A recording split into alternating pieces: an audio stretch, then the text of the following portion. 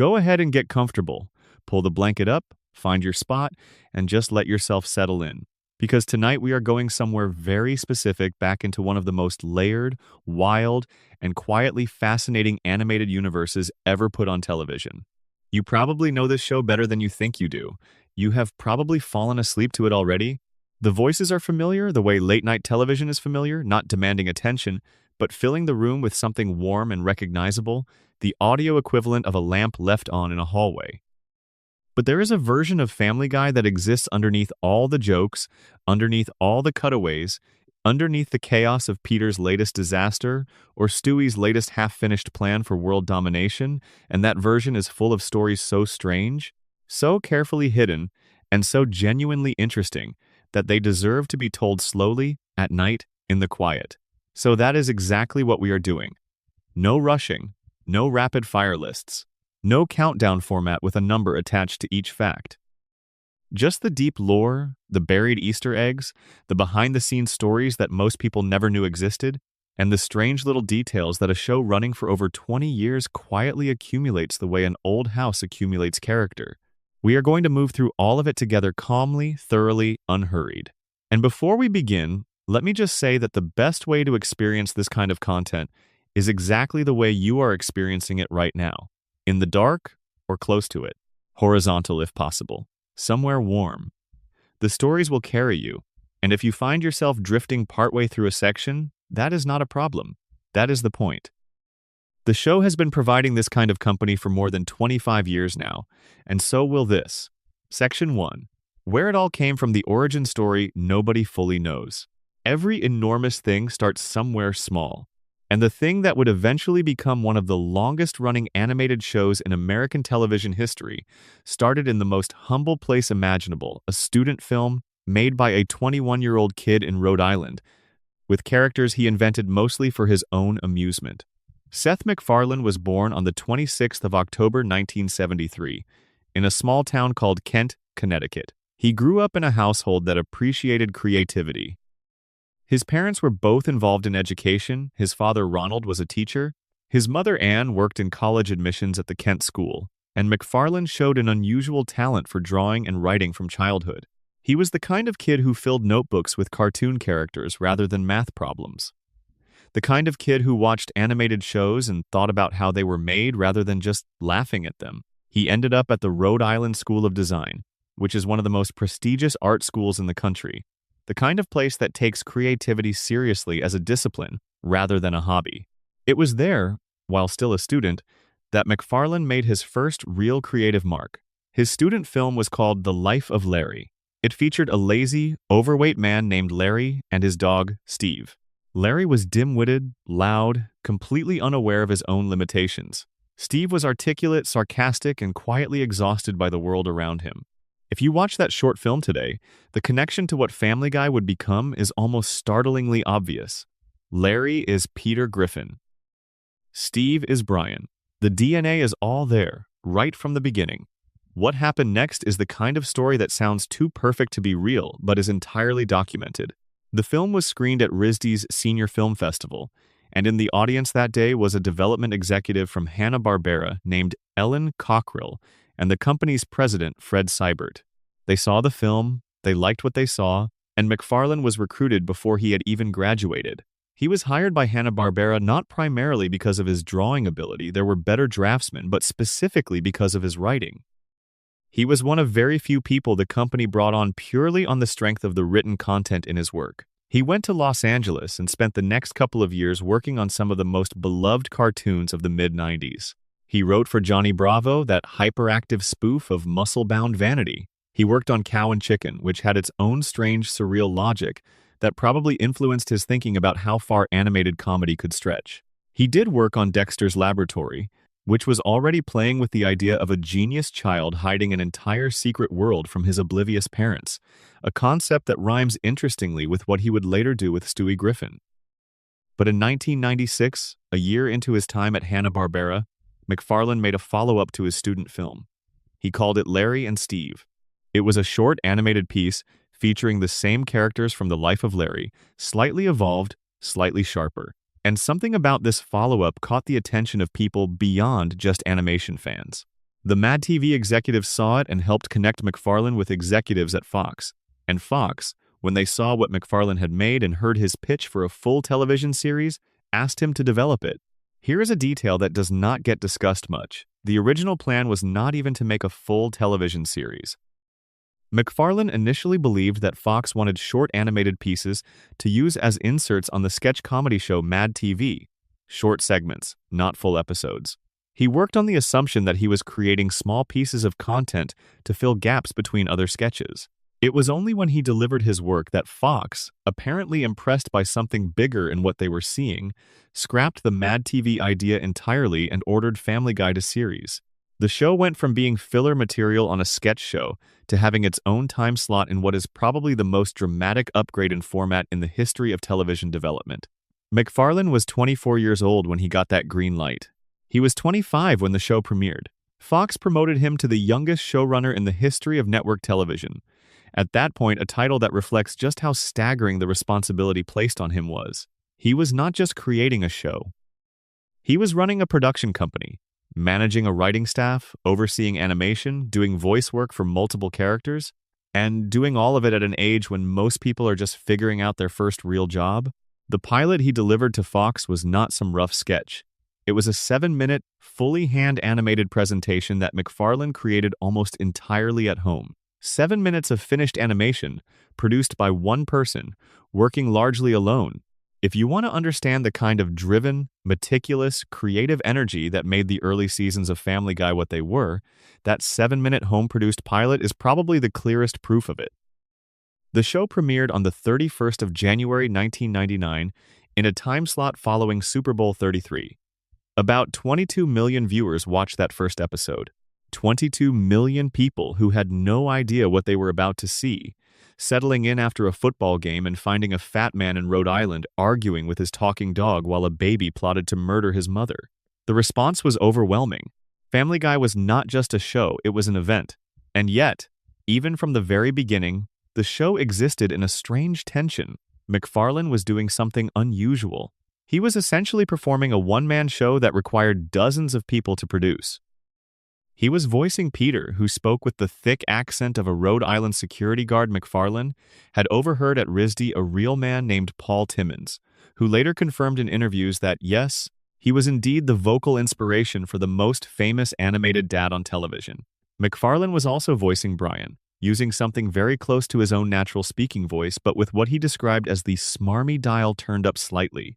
And he was voicing Stewie, using as his model the English actor Rex Harrison, specifically Harrison's performance in the 1964 film My Fair Lady, where Harrison played a phonetics professor with an air of absolute, unshakable superiority. MacFarlane took that template, loaded it into a 1-year-old baby, and pointed it at the world. The name Griffin was chosen deliberately. MacFarlane wanted a name that sounded solidly, unmistakably American. Ordinary in the way that Smith or Jones is ordinary, but with enough gravity to feel like it belonged to a family that was going to be on television for a long time. Griffin fit.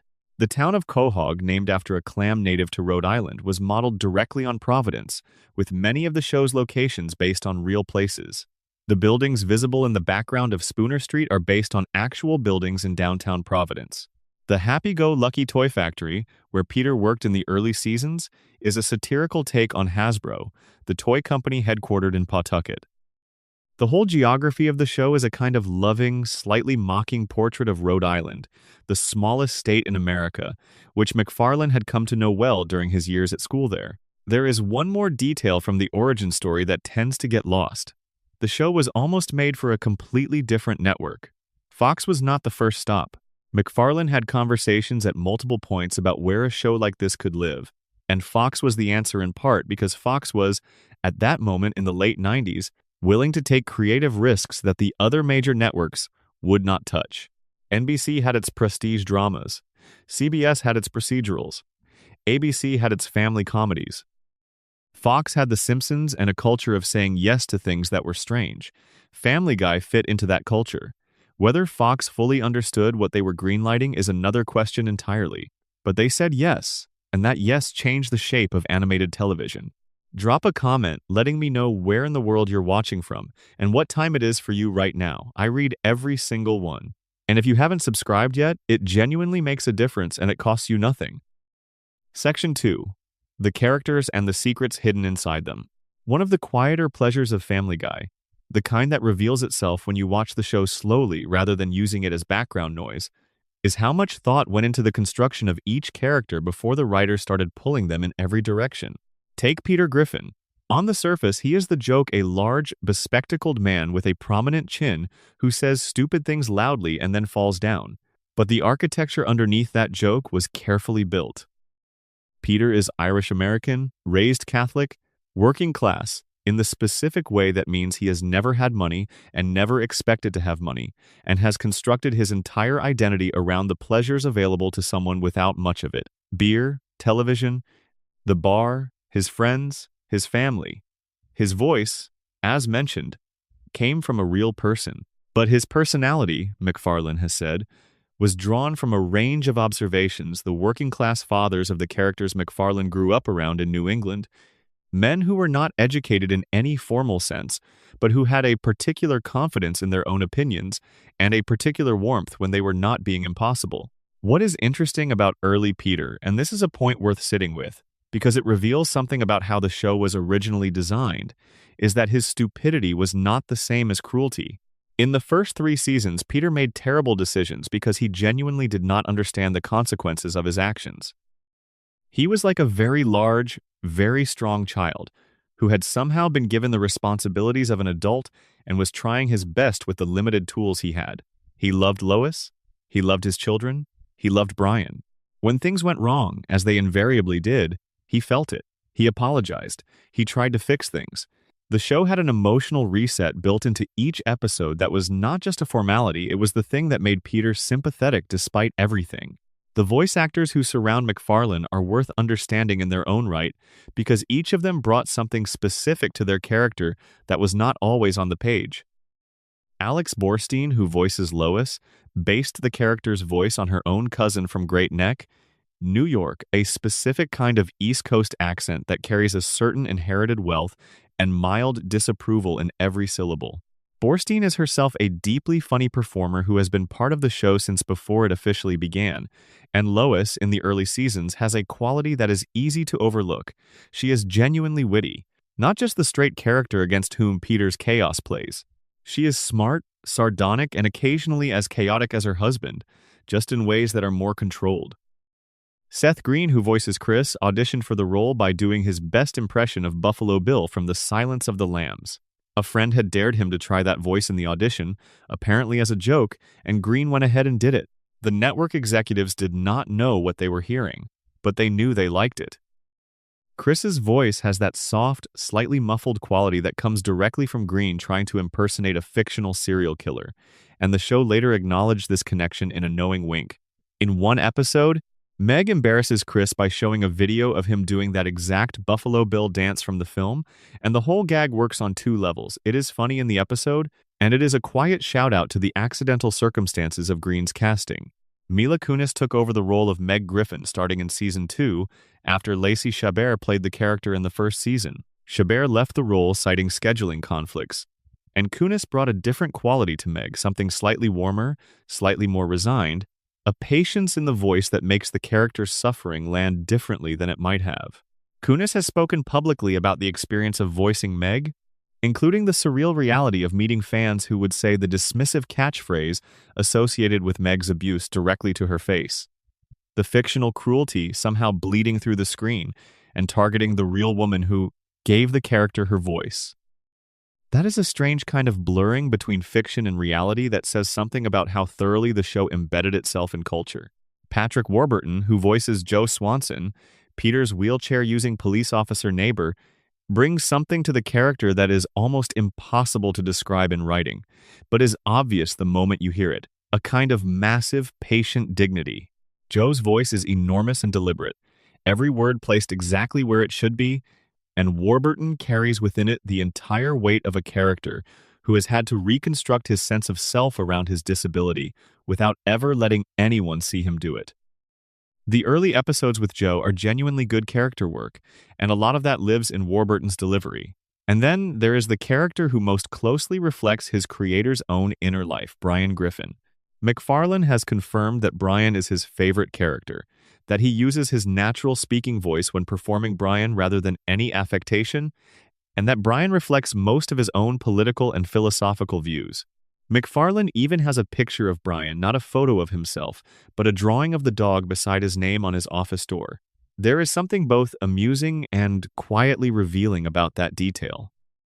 The man who built an empire on the back of Peter Griffin's chaos chose a cynical, wine-drinking, occasionally self-important dog as his personal avatar. Brian's backstory, assembled across many episodes over many years, is surprisingly melancholy. He was found by the Griffin family as a stray, cold, and alone on a street in the middle of winter.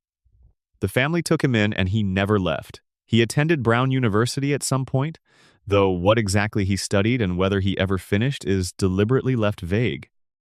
He has been working on a novel for most of the show's run, a novel that the show eventually reveals to be genuinely terrible, a fact that lands differently knowing that Brian is supposed to represent his creator's intellectual side.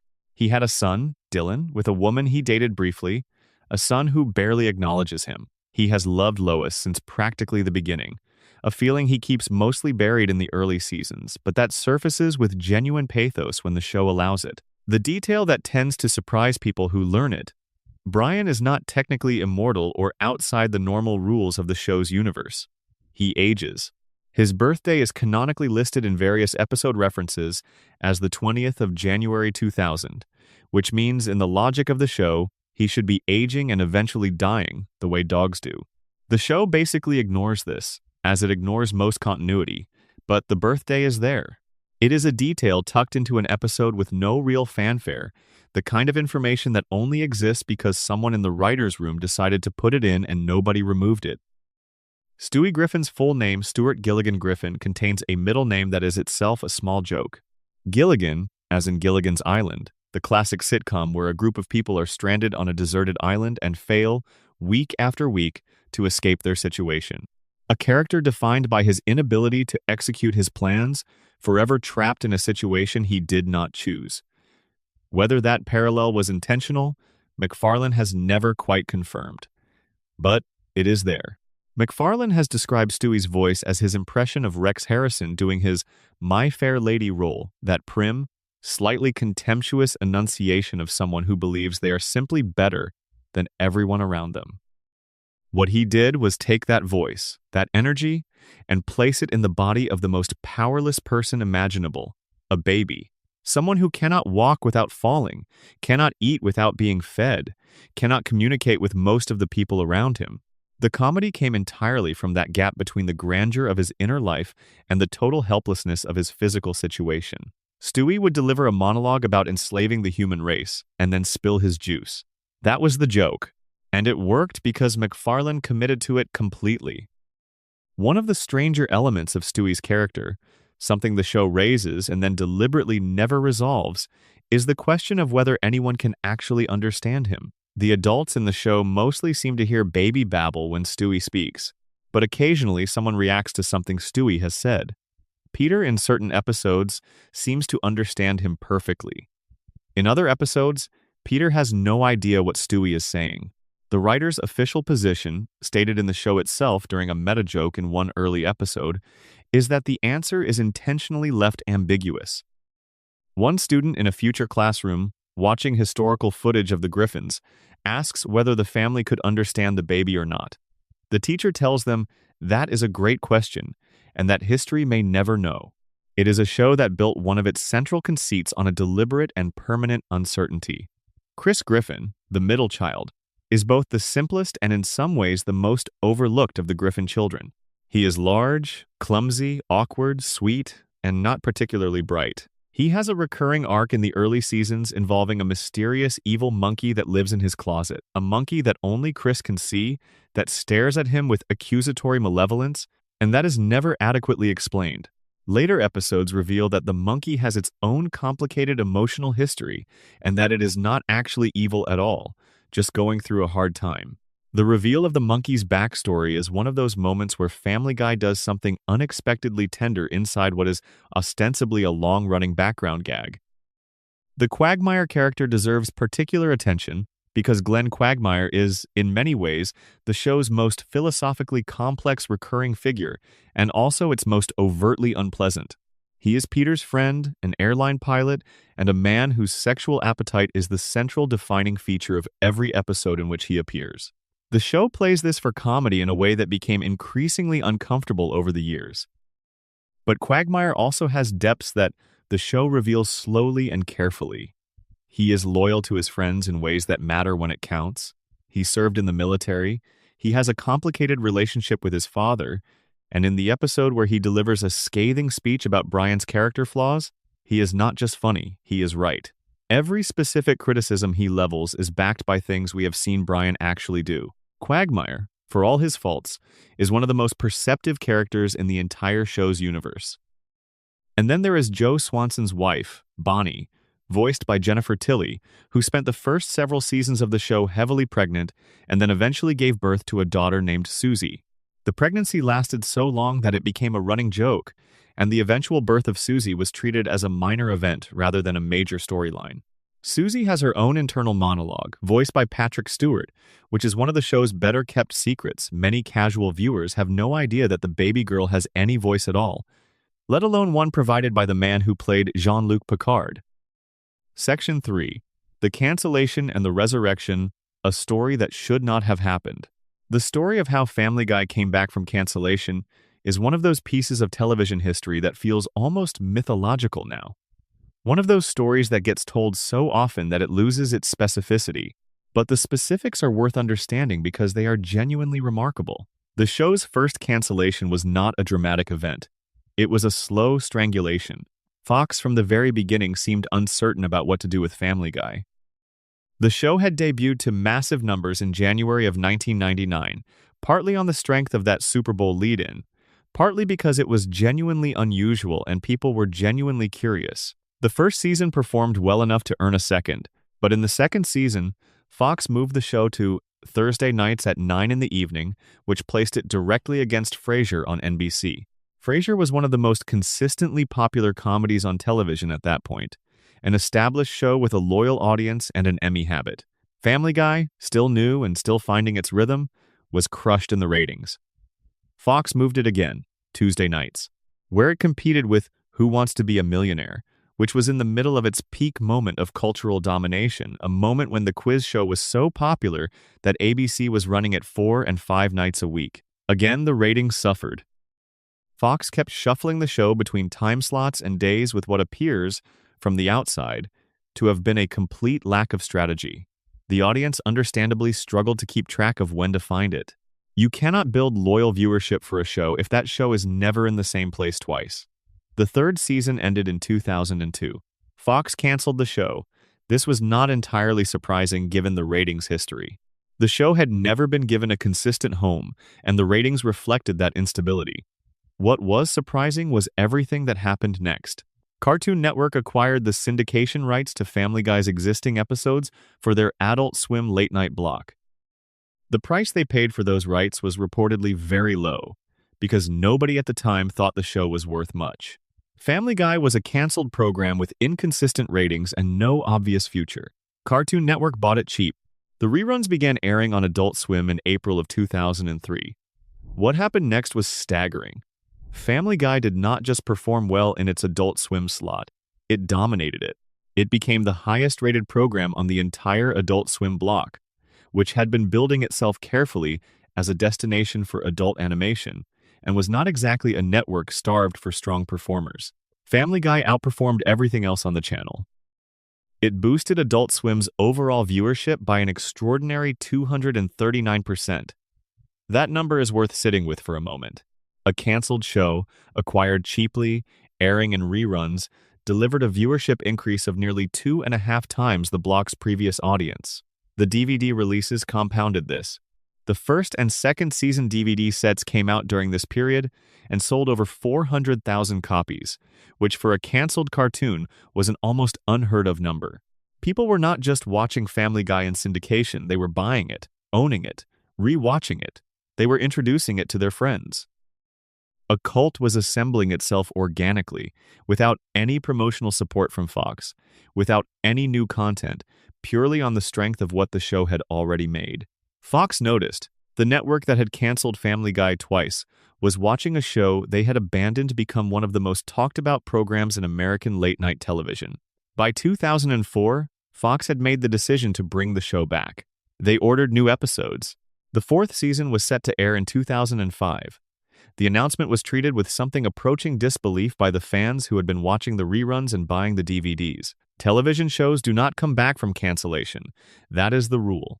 Occasionally, a canceled show finds new life on a different network, but being canceled and then revived on the same network by the same executives who canceled it, that almost never happens. Family Guy did it once, and the story does not end there, because the show would actually be canceled again, a brief second cancellation during the transition period before being formally renewed. Family Guy was canceled, survived, then canceled again, then came back, and then ran for another 20 seasons. The gap between cancellation and revival did something permanent to the show, and this is a point that tends to get overlooked in the triumphant version of the story. When a show is canceled, its writers find other work. That is simply what happens. They cannot afford to wait around for a show that might not come back. The writing staff that had built the tone and style of the first 3 seasons dispersed. Some moved to other shows, some moved to other industries. When the revival came and new episodes needed to be written, the room that assembled was not the same room. New writers came in with different sensibilities, different instincts, different ideas about what Family Guy was supposed to be. MacFarlane himself acknowledged this directly, noting that the constant cancellations and schedule instability meant that they were always having to restaff. The show that returned in 2005 looked slightly different. The animation had changed cleaner, more polished, but with something of the loose, scrappy energy of the early seasons gone. The humor was slightly different. The characters, while recognizably themselves, were beginning the slow process of transformation that would define the later seasons. The heart was still there, in the 4th and 5th seasons, but it was already being stretched. What made the return commercially successful was partly the show itself and partly the cultural moment. 2005 was the year YouTube launched. The short, self-contained, highly shareable format of Family Guy's cutaway gags was perfectly suited to the emerging ecosystem of online video. A 30-second cutaway from Family Guy could be clipped out of an episode, uploaded, and viewed millions of times by people who might never watch a full episode. The show became one of the most viral programs on the early internet, essentially by accident. Its format happened to fit the medium as naturally as if it had been designed for it. There is a coda to the cancellation and revival story that involves one of the most surreal moments in the show's production history. During the 2007 to 2008 Writers Guild of America strike a massive labor action that shut down almost every scripted show on television. Fox made the decision to broadcast 3 episodes of Family Guy that had already been completed. They had the legal right to do this since the episodes were finished before the strike began. But airing them without MacFarlane's involvement or blessing, during a strike he was actively supporting, was a clear violation of the trust between the show's creator and the network. MacFarlane was on the picket lines. Fox was airing his show. The relationship between creator and broadcaster, which had always had its tensions, darkened noticeably in the aftermath of that decision. MacFarlane made a reference to this situation in the show itself, a deliberately pointed inside joke designed to acknowledge publicly that Fox had crossed a line. When the strike ended and MacFarlane gave an interview about it years later, he described receiving an angry, hour-long phone call from someone at the network about the joke. He did not deny making it. He called it a middle-finger joke, direct and intentional, and said he did not discount that assessment. Section 4. The deep architecture of the humor. How the jokes actually work. Most people know that Family Guy uses cutaway gags. That is probably the most discussed, most analyzed, most criticized element of the show's technical approach to comedy.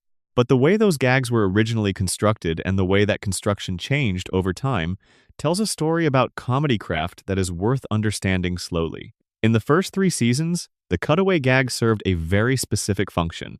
A character would say something, usually Peter, and the line would contain a setup.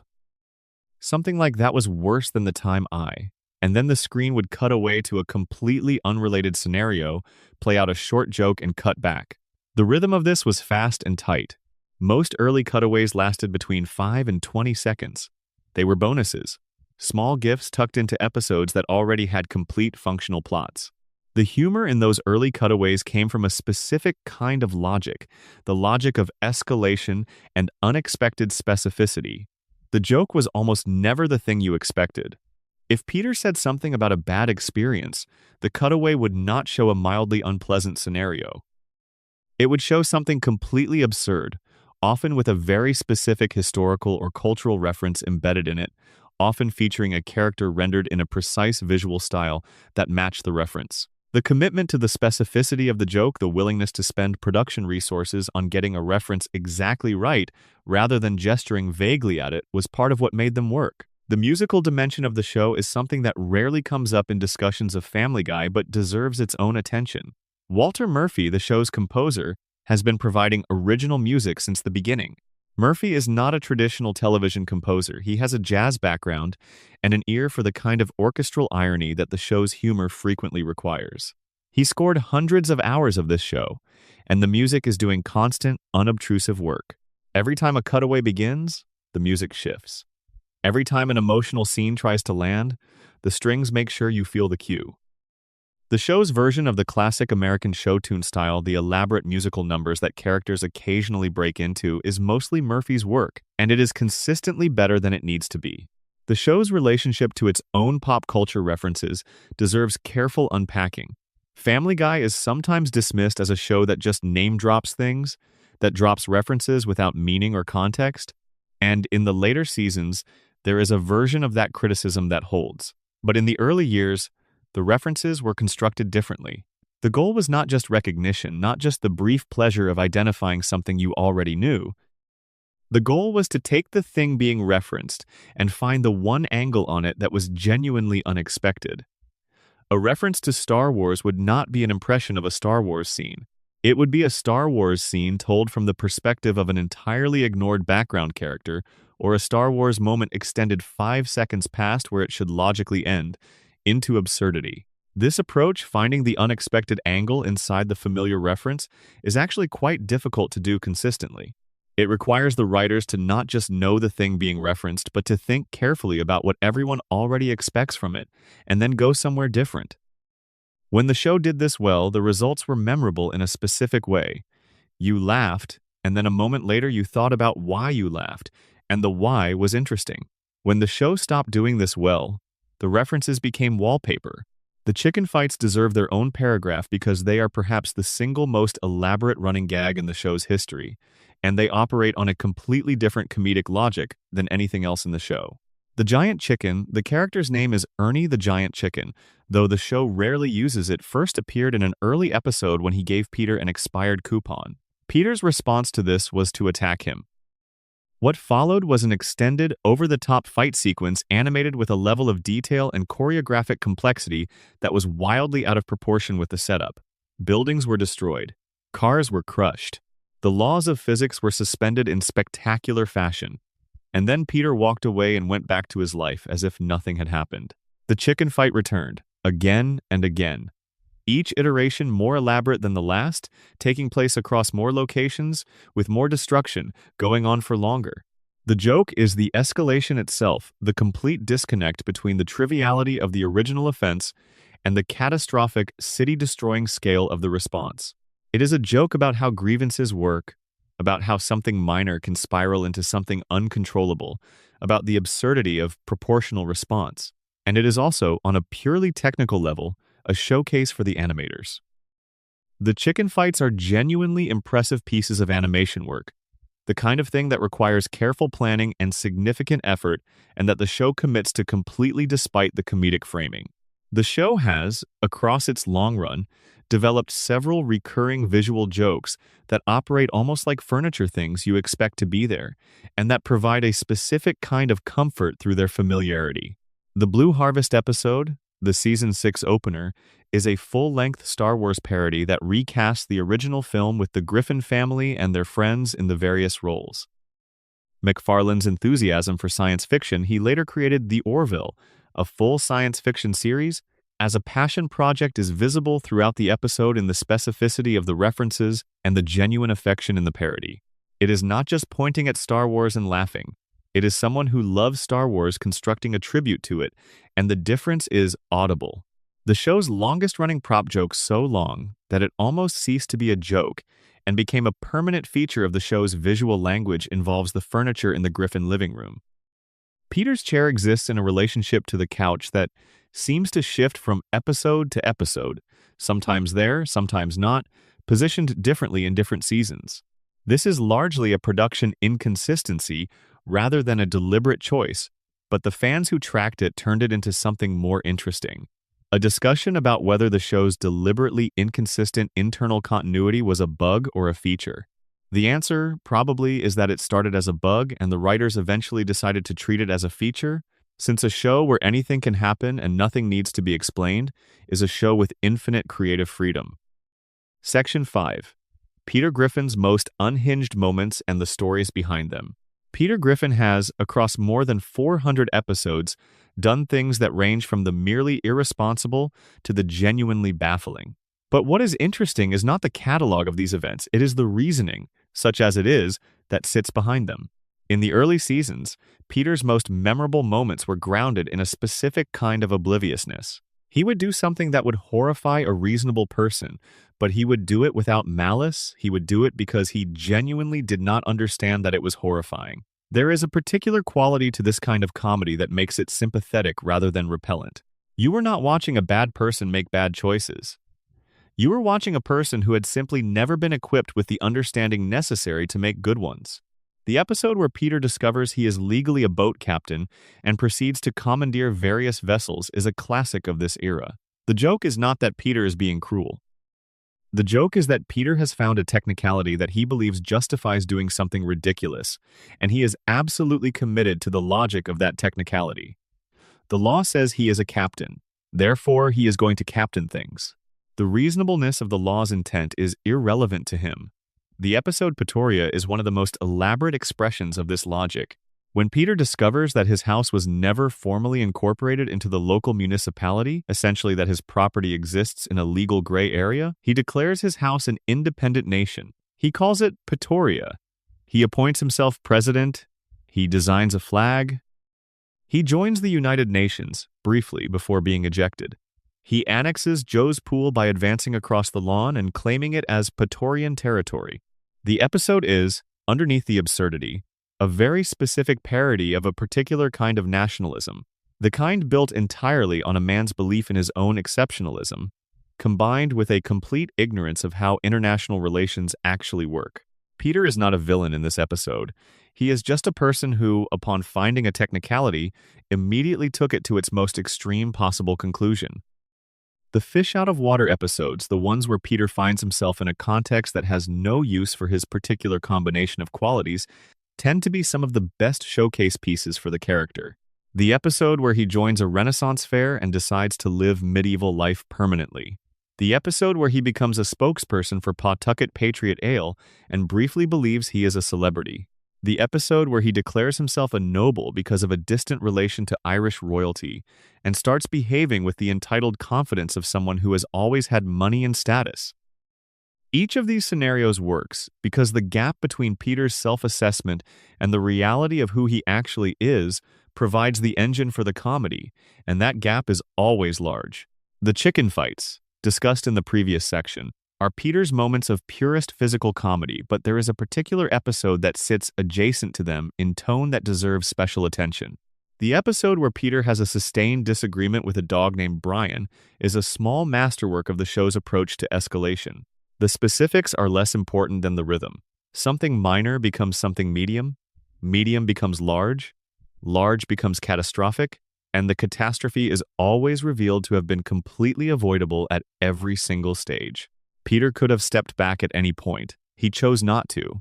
And by the end, the wreckage is enormous, and he is standing in the middle of it with the slightly stunned expression of a man who cannot quite connect the thing that is happening to the choices he made.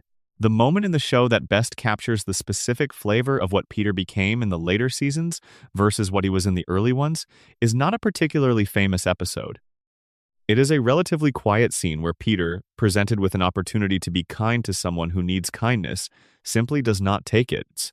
Not because he is distracted, not because he misunderstands what is needed, but because in that moment, his own comfort is more important to him than the other person's need. Early Peter would not have made that choice. The early Peter who showed up at the hospital when Lois needed him, who hugged his daughter when she was genuinely sad, who apologized to Brian after a fight that Peter was always balancing his selfishness against his love for the people around him. The later Peter had simply stopped doing the balancing.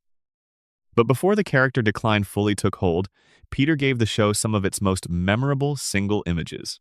The extended sequence where he hurts his knee lying on the ground, clutching his leg, making a specific sound became something so iconic that it inspired actual memes and became a cultural reference point. The irony is that this particular bit, which is one of the show's most famous recurring physical gags, represents exactly the kind of extended joke that people who criticize the later seasons point to as evidence of laziness. The bit goes on longer than it needs to. The joke is in the length as much as in the content. Whether that is lazy comedy or committed absurdism depends on which day you ask the question. The Peter and Brian dynamic in the early seasons was one of the warmest relationships on the show, and it operated on a logic that is almost surprisingly realistic. Brian was Peter's best friend, but not in the way that two men who are alike are best friends. They were best friends the way people who are fundamentally different but fundamentally decent sometimes find each other. Peter was too loud, too thoughtless, too impulsive. Brian was too intelligent for most of the social situations Peter put him in, too aware of his own failings to be comfortable with them, too romantic in his sensibilities for the world he found himself inhabiting. Together, they balanced each other in a way that felt earned rather than imposed. When that dynamic was at its best, watching Peter and Brian figure out some situation together had a quality that transcended the show's usual comedic approach. Section 6. Stewie Griffin Deeper Layers and the Secret History of the Evil Genius. To properly understand Stewie Griffin, you need to spend a moment thinking about what it actually means to voice a character like this.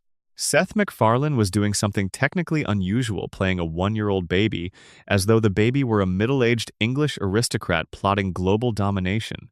The contrast between those two things, infant and megalomaniac, was the entire foundation of the character's comedy, and it required MacFarlane to hold both registers simultaneously in every performance. The voice had to be grand enough to sell the delusion and small enough to suggest the baby. MacFarlane described his mental model for Stewie as an evil Rex Harrison, Harrison being the English actor whose particular brand of upper-class disdain and precise enunciation made him one of the great performers of mid-century Hollywood. Harrison played Professor Henry Higgins in My Fair Lady, a man who believed that a person's worth could be measured in the quality of their vowels, who treated everyone around him as either a suitable vehicle for his theories or an irrelevance, and who was nonetheless, and this is the key, somehow lovable, despite all of that. Stewie shares this quality. He is monstrous in his stated intentions. He wants to murder his mother. He wants to conquer the world. He keeps a laser gun in his crib. But he delivers all of this with such commitment and such specificity that you want to spend time with him anyway. The running mystery of whether the adults in the show can hear Stewie really hear him, as opposed to hearing unintelligible baby noise, is one of the show's most interesting, unresolved questions, and the writers built it in deliberately. The official position, established in a meta-joke in the show's own universe, is that this is unknowable. Different episodes handle it differently. In some scenes, Lois reacts to things Stewie has said. In others, she clearly hears nothing meaningful. Peter occasionally responds directly to Stewie's most elaborate speeches. In other episodes, he seems to have no idea what his son is saying. The writer's room decision to leave this permanently ambiguous was a smart one because it preserved the show's freedom without having to commit to a logic that would inevitably create contradictions. If the family can hear Stewie, his murder plots are psychotic episodes happening in front of his parents and being ignored, which is a different kind of dark comedy. If they cannot hear him, he is a child alone in a private world of genius and frustration, which is a different kind of pathos. The show got to use both depending on what a given episode needed, and the deliberate ambiguity is what made that possible. Stewie's head shape, that distinctive, elongated football shape, visible immediately in any image of the character, was a design choice MacFarlane made early on, and it has always had a slight alien quality that reinforces the character's fundamental differentness from everyone around him. He does not look like the rest of the Griffins. He barely looks like a human baby. The show addressed this in a Season 3 episode with a flashback, explaining that Stewie's head was originally round, like a normal baby's, and was deformed into its distinctive shape by an accident involving his parents' bed. The flashback is presented as a throwaway joke, but it gave canon explanation to something that had been a permanent part of the character's visual identity since the pilot. Stewie's teddy bear, Rupert, is in some ways the show's most overlooked character, or, perhaps more accurately, the show's most overlooked relationship. Stewie treats Rupert with absolute seriousness. He has conversations with the bear. He confides in him. He protects him with a ferocity that is genuinely touching, given how otherwise ruthless Stewie's personality is. In one episode, Brian destroys Rupert chewing the bear apart while drunk, and Stewie's response is one of the most viscerally emotional moments the show produced in its later seasons. The grief is real. The devastation is real. And the emotional authenticity of that grief is only possible because the show spent years establishing just how much Rupert meant to him. The moment in Season 6 when Stewie finally, apparently, kills Lois following through on the thing he had been threatening to do since the show's very first episode was constructed with the awareness that it was a landmark moment.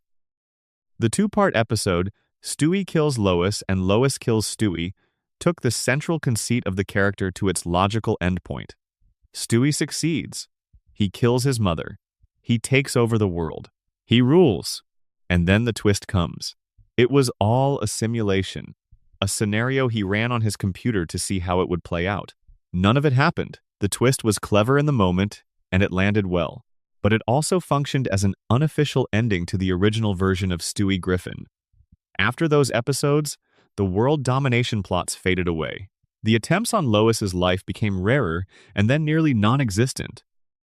Stewie evolved into something softer, more emotional, more interested in his relationship with Brian and his own identity than in global conquest. The writers had taken the original joke to its conclusion and then decided to become a different show about a different character who happened to share a name and a face. The later Stewie, the one who dominates from Season 7 onward, is genuinely funny. His friendship with Brian produces some of the show's most emotionally resonant material. The Road 2 episodes, which send Brian and Stewie off together on various adventures, are consistently well-crafted and demonstrate that the show could sustain character-driven storytelling when it committed to it. But the original Stewie, the one with the laser gun and the time machine and the absolute certainty of his own superiority, was one of a kind. There was nothing else like him on television, and there has not been since. One small detail that tends to delight people who notice it. Stewie's room, when shown in full detail, contains a collection of weapons and devices that are individually referenced in various episodes. The show established early on that Stewie was an inventor, that his bedroom contained sophisticated equipment behind the cheerful, colorful surface of a normal baby's nursery. The hidden arsenal is not just a background gag, it is the physical evidence of a complete alternative inner life happening within the space that his parents think is just his room. Stewie has a spin-off coming. In April of 2025, it was announced that a new animated series simply called Stewie would release sometime in 2027 or 2028, featuring Stewie Griffin as the central character. The details available at the time of writing suggest it will be a standalone series rather than a direct continuation of the Family Guy storyline, though given how deliberately the show blurs its own continuity, that distinction may not mean much in practice. What it suggests is that after 25 years, the character that McFarlane built from a Rex Harrison impression and a half-remembered idea about a baby villain is still worth building around. Section 7. The Easter eggs what the show hid in plain sight. Family Guy has been hiding things in plain sight since its very first episode. Some of these are deliberate jokes embedded in the show's background for viewers attentive enough to find them. Some are self-referential gags aimed at the fraction of the audience watching on home media with the ability to pause and read small text. Some are connections and callbacks running across seasons and episodes that most casual viewers would never notice. All of them reward the kind of slow, quiet watching that you are doing right now. Start with the easiest one to explain and the hardest one to see, the sheet music on Lois's piano in the opening title sequence. Every episode of Family Guy opens with a musical number featuring the Griffin family, and during this sequence, Lois sits at her piano and plays. The sheet music on her piano stand is visible to anyone who pauses the sequence at the right moment. And if you do pause it and zoom in, the sheet music shown is the actual notation for the Family Guy theme song. It is the music she is playing. Someone in the art department took the time to transcribe the theme, render it as sheet music, and place it on the piano stand where it is visible for approximately 2 seconds. Nobody was required to do this. It serves no narrative purpose. It is purely a small gift to the viewer who happens to look. In the episode Model Misbehavior, the Griffin family wins a boat race and their story ends up in the local newspaper. Lois holds up the front page to show everyone that they made the news. Anyone watching in real time would see the headline and the photo. Anyone pausing the DVD and the show clearly anticipated that viewers would pause their DVDs because the gag is constructed entirely around that possibility would see a second headline below the fold. It reads, DVDs paused for headline. Joke millions disappointed. The show is making a joke about people making jokes, a self-referential loop that only exists because someone in the writer's room had the specific sense of humor to construct it and the awareness that a certain type of dedicated fan would find it. In Blue Harvest, the Star Wars parody episode, there is a scene set in the Cantina Bar. Multiple characters from various animated shows appear as background patrons. Bender from Futurama is there. Roger the Alien from American Dad is there. Coach McGuirk from Home Movies is there. The Evil Monkey from Chris's Closet is there. Each of these appearances is brief and easy to miss. They are arranged so that a casual viewer sees a busy bar scene and a dedicated viewer sees a crossover event. The Jesus license plate joke is one of those gags that rewards anyone who happens to notice the right detail at the right moment. In the episode North by North Quahog, Jesus Christ appears as a character and drives a car. The license plate on his car reads WWID, What Would I Do? An obvious riff on the WWJD acronym. The joke is that Jesus, presumably, already knows what Jesus would do, so the question for him is simply what he himself, personally, is going to do about this particular situation. There is a recurring background element across many episodes, one that took fans years to identify and catalog involving the buildings visible behind the Griffin House on Spooner Street. These buildings are not generic cartoon constructions. They are based on specific real buildings in downtown Providence, Rhode Island, rendered in the show's visual style. If you know Providence, you can identify them. If you do not know Providence, they are simply part of the background. The show embedded a real place inside a fictional one, quietly, in the back of every exterior shot. The Family Guy intro has been parodied and altered many times across the show's run, with different episodes playing with the format of the opening sequence in various ways. But one version that fans particularly loved was a Halloween special opener, featuring Adam West as Catman. The joke worked on 2 levels simultaneously. Within the show's fiction, Adam West played Mayor Adam West, a character who took the late actor's name and persona and made him the city's somewhat batty political leader. But the Catman reference connected to West's real-world voice acting career outside Family Guy, specifically his role as Catman in The Fairly Odd Parents. It is a gag about a character playing a character referencing another character, and it assumes a specific knowledge base in the viewer. The Robot Chicken jokes are some of the show's most layered internal references. Robot Chicken, the adult animation sketch show, is co-created by Seth Green, who is, of course, also the voice of Chris Griffin. The shows have an overlapping audience and a friendly creative rivalry, and Family Guy has made numerous jokes at Robot Chicken's expense. The joke is that in these scenes, the characters mock Robot Chicken, and Chris, whose voice is Seth Green, the man who actually makes Robot Chicken, is always conspicuously silent or absent from the mockery. He never joins in. He looks uncomfortable. He changes the subject. The show is acknowledging the conflict of interest without explaining it, trusting that the people who find it funny are exactly the people who would understand why. Similarly, the show has made jokes about The Marvelous Mrs. Maisel the Amazon series starring Alex Borstein, who voices Lois, and jokes about Bad Moms, a film starring Mila Kunis, who voices Meg, and jokes about various projects associated with Seth Green. The show's cast members essentially exist in 2 universes simultaneously: the animated universe where their characters live, and the real Hollywood universe where the actors themselves have careers, and Family Guy occasionally reaches across that boundary to acknowledge the overlap.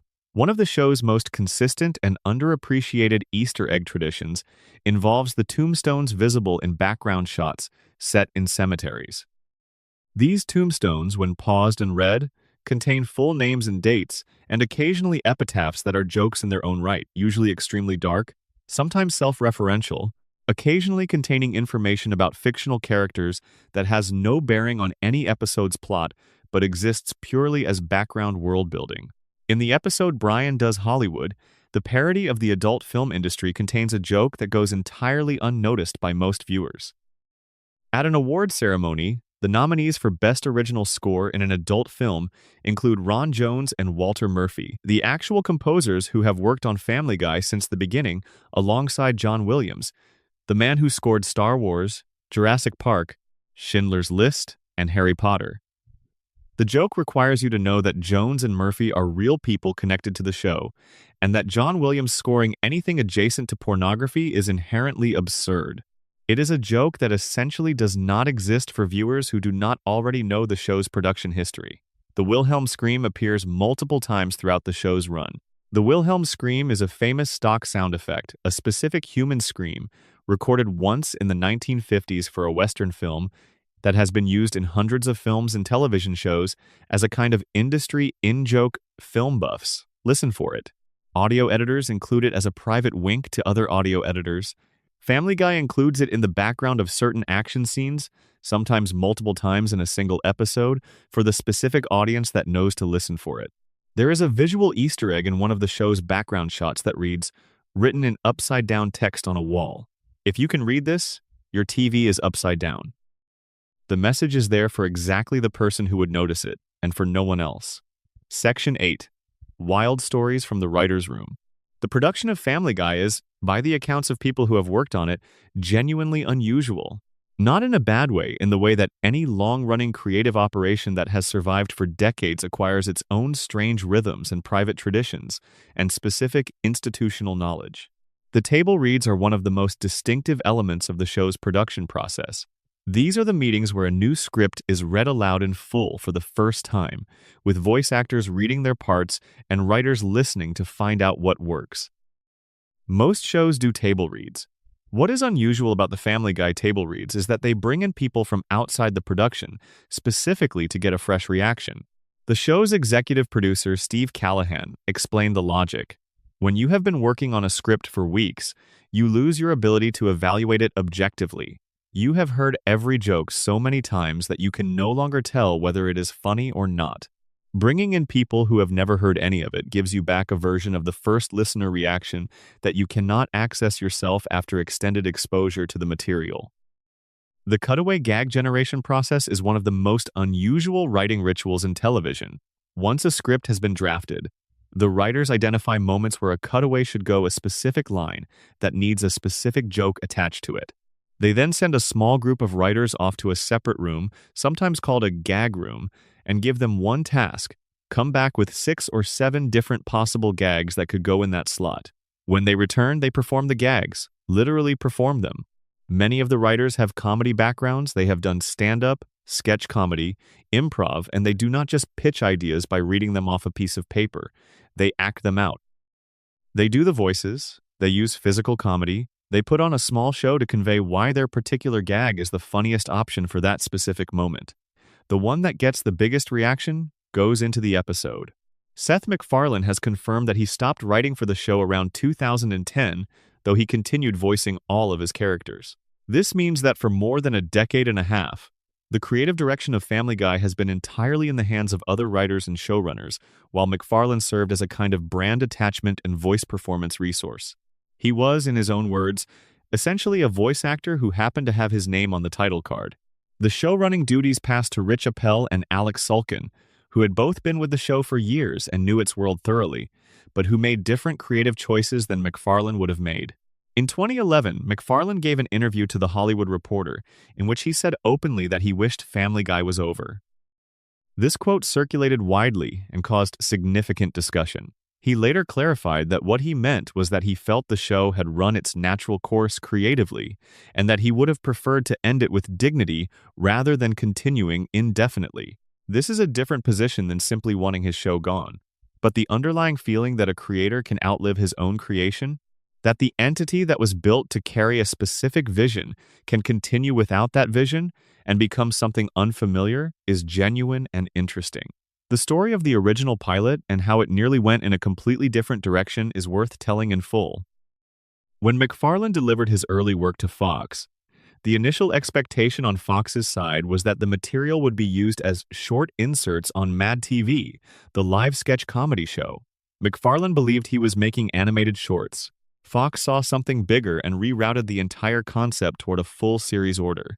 But the MAD-TV idea had not entirely gone away during those early discussions, and there is a version of events, probably a very bad version, in retrospect, where Family Guy became a handful of sketch comedy inserts, rather than its own show.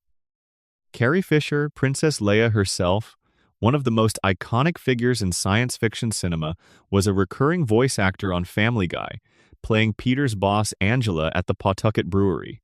This casting was not played for irony or awareness. Angela is a harried, perpetually irritated middle manager who has almost no tolerance for Peter's nonsense. Fisher played the role with complete commitment, bringing a specific dry authority to every line.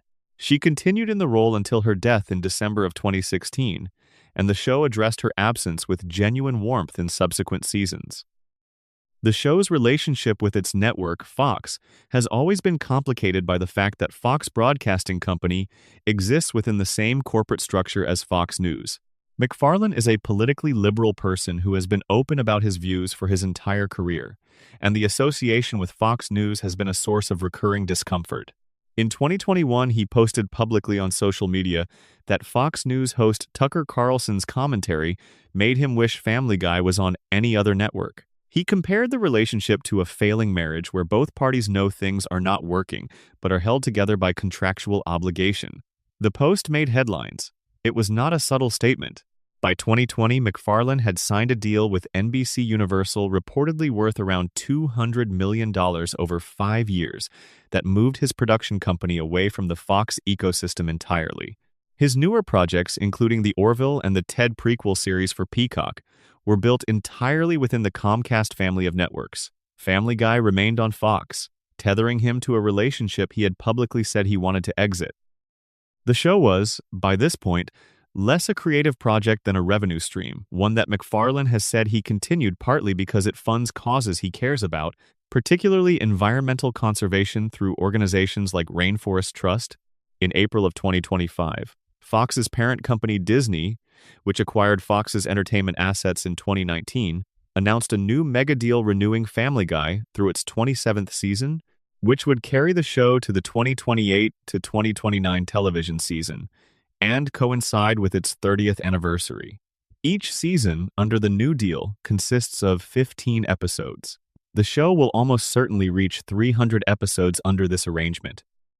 By the time it ends, if it ends, it will be one of the longest-running animated programs in the history of American television. One of the stranger behind-the-scenes stories involves William H. Macy, the Academy Award-nominated actor known for Fargo, Shameless, and dozens of other serious dramatic projects. During the original casting process for Family Guy, MacFarlane ran auditions for the character of Brian. He had already recorded his own version of the character, but went through the standard audition process anyway, just to see if someone else might be better suited. Macy read for Brian. His version was, by MacFarlane's account, quite good, satisfactory, not embarrassing, genuinely interesting. The blind audition test was conducted with network executives who listened to 5 different versions of Brian without knowing which voice belonged to which actor. MacFarlane's version won. Macy did not get the part. The man who played Frank Gallagher in Shameless almost became the voice of the Griffin family's dog. Section 9. The predictions when the show got there first.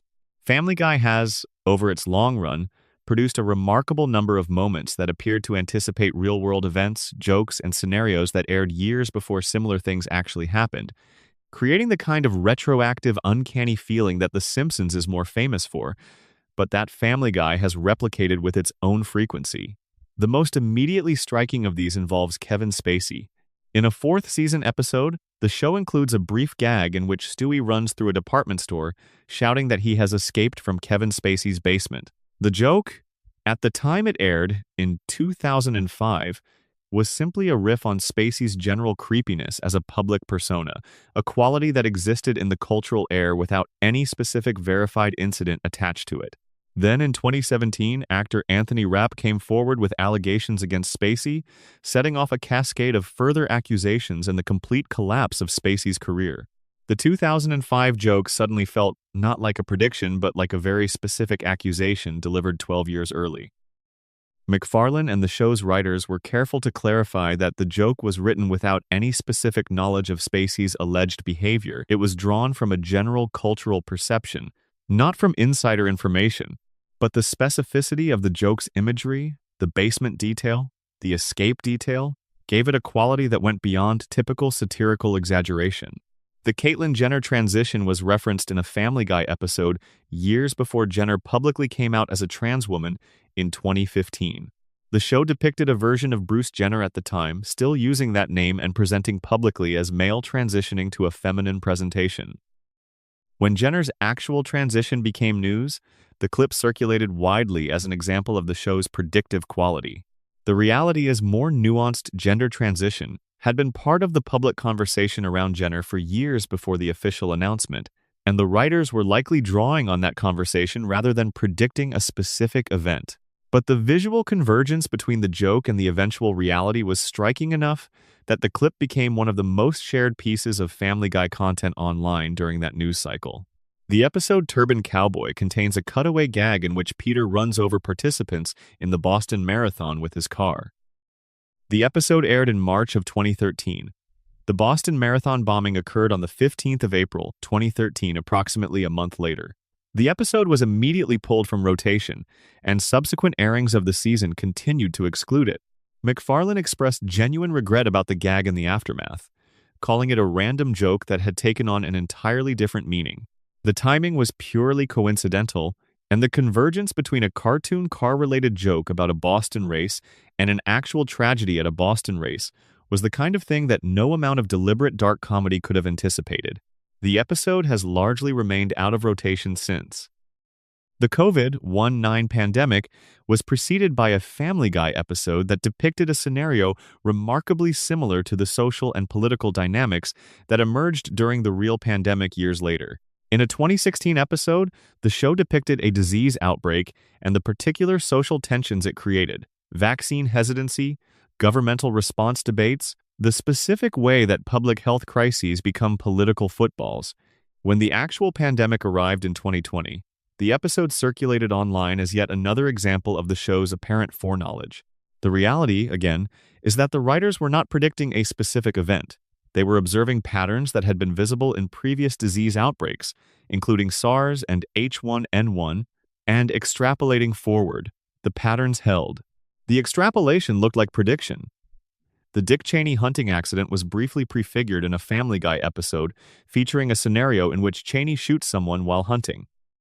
The actual incident, in which Cheney accidentally shot a friend named Harry Whittington during a quail hunt in February 2006, occurred shortly after the relevant episode aired. The coincidence was notable enough to be widely shared, though the underlying joke that a powerful political figure might behave recklessly while hunting was not a particularly daring prediction. The Ellen DeGeneres episode, which depicted her talking over her guests and ignoring them in favor of her own commentary, aired years before the stories began to emerge about a supposedly toxic work environment on her talk show. The cutaway characterized Ellen as someone whose positive public persona might not fully reflect her private behavior, a characterization that seemed prescient when employee accounts of her show's culture became public in 2020. Again, whether this is prediction or simply the satirical tendency to identify behavioral patterns in public figures before those patterns become documented is a question without a clean answer.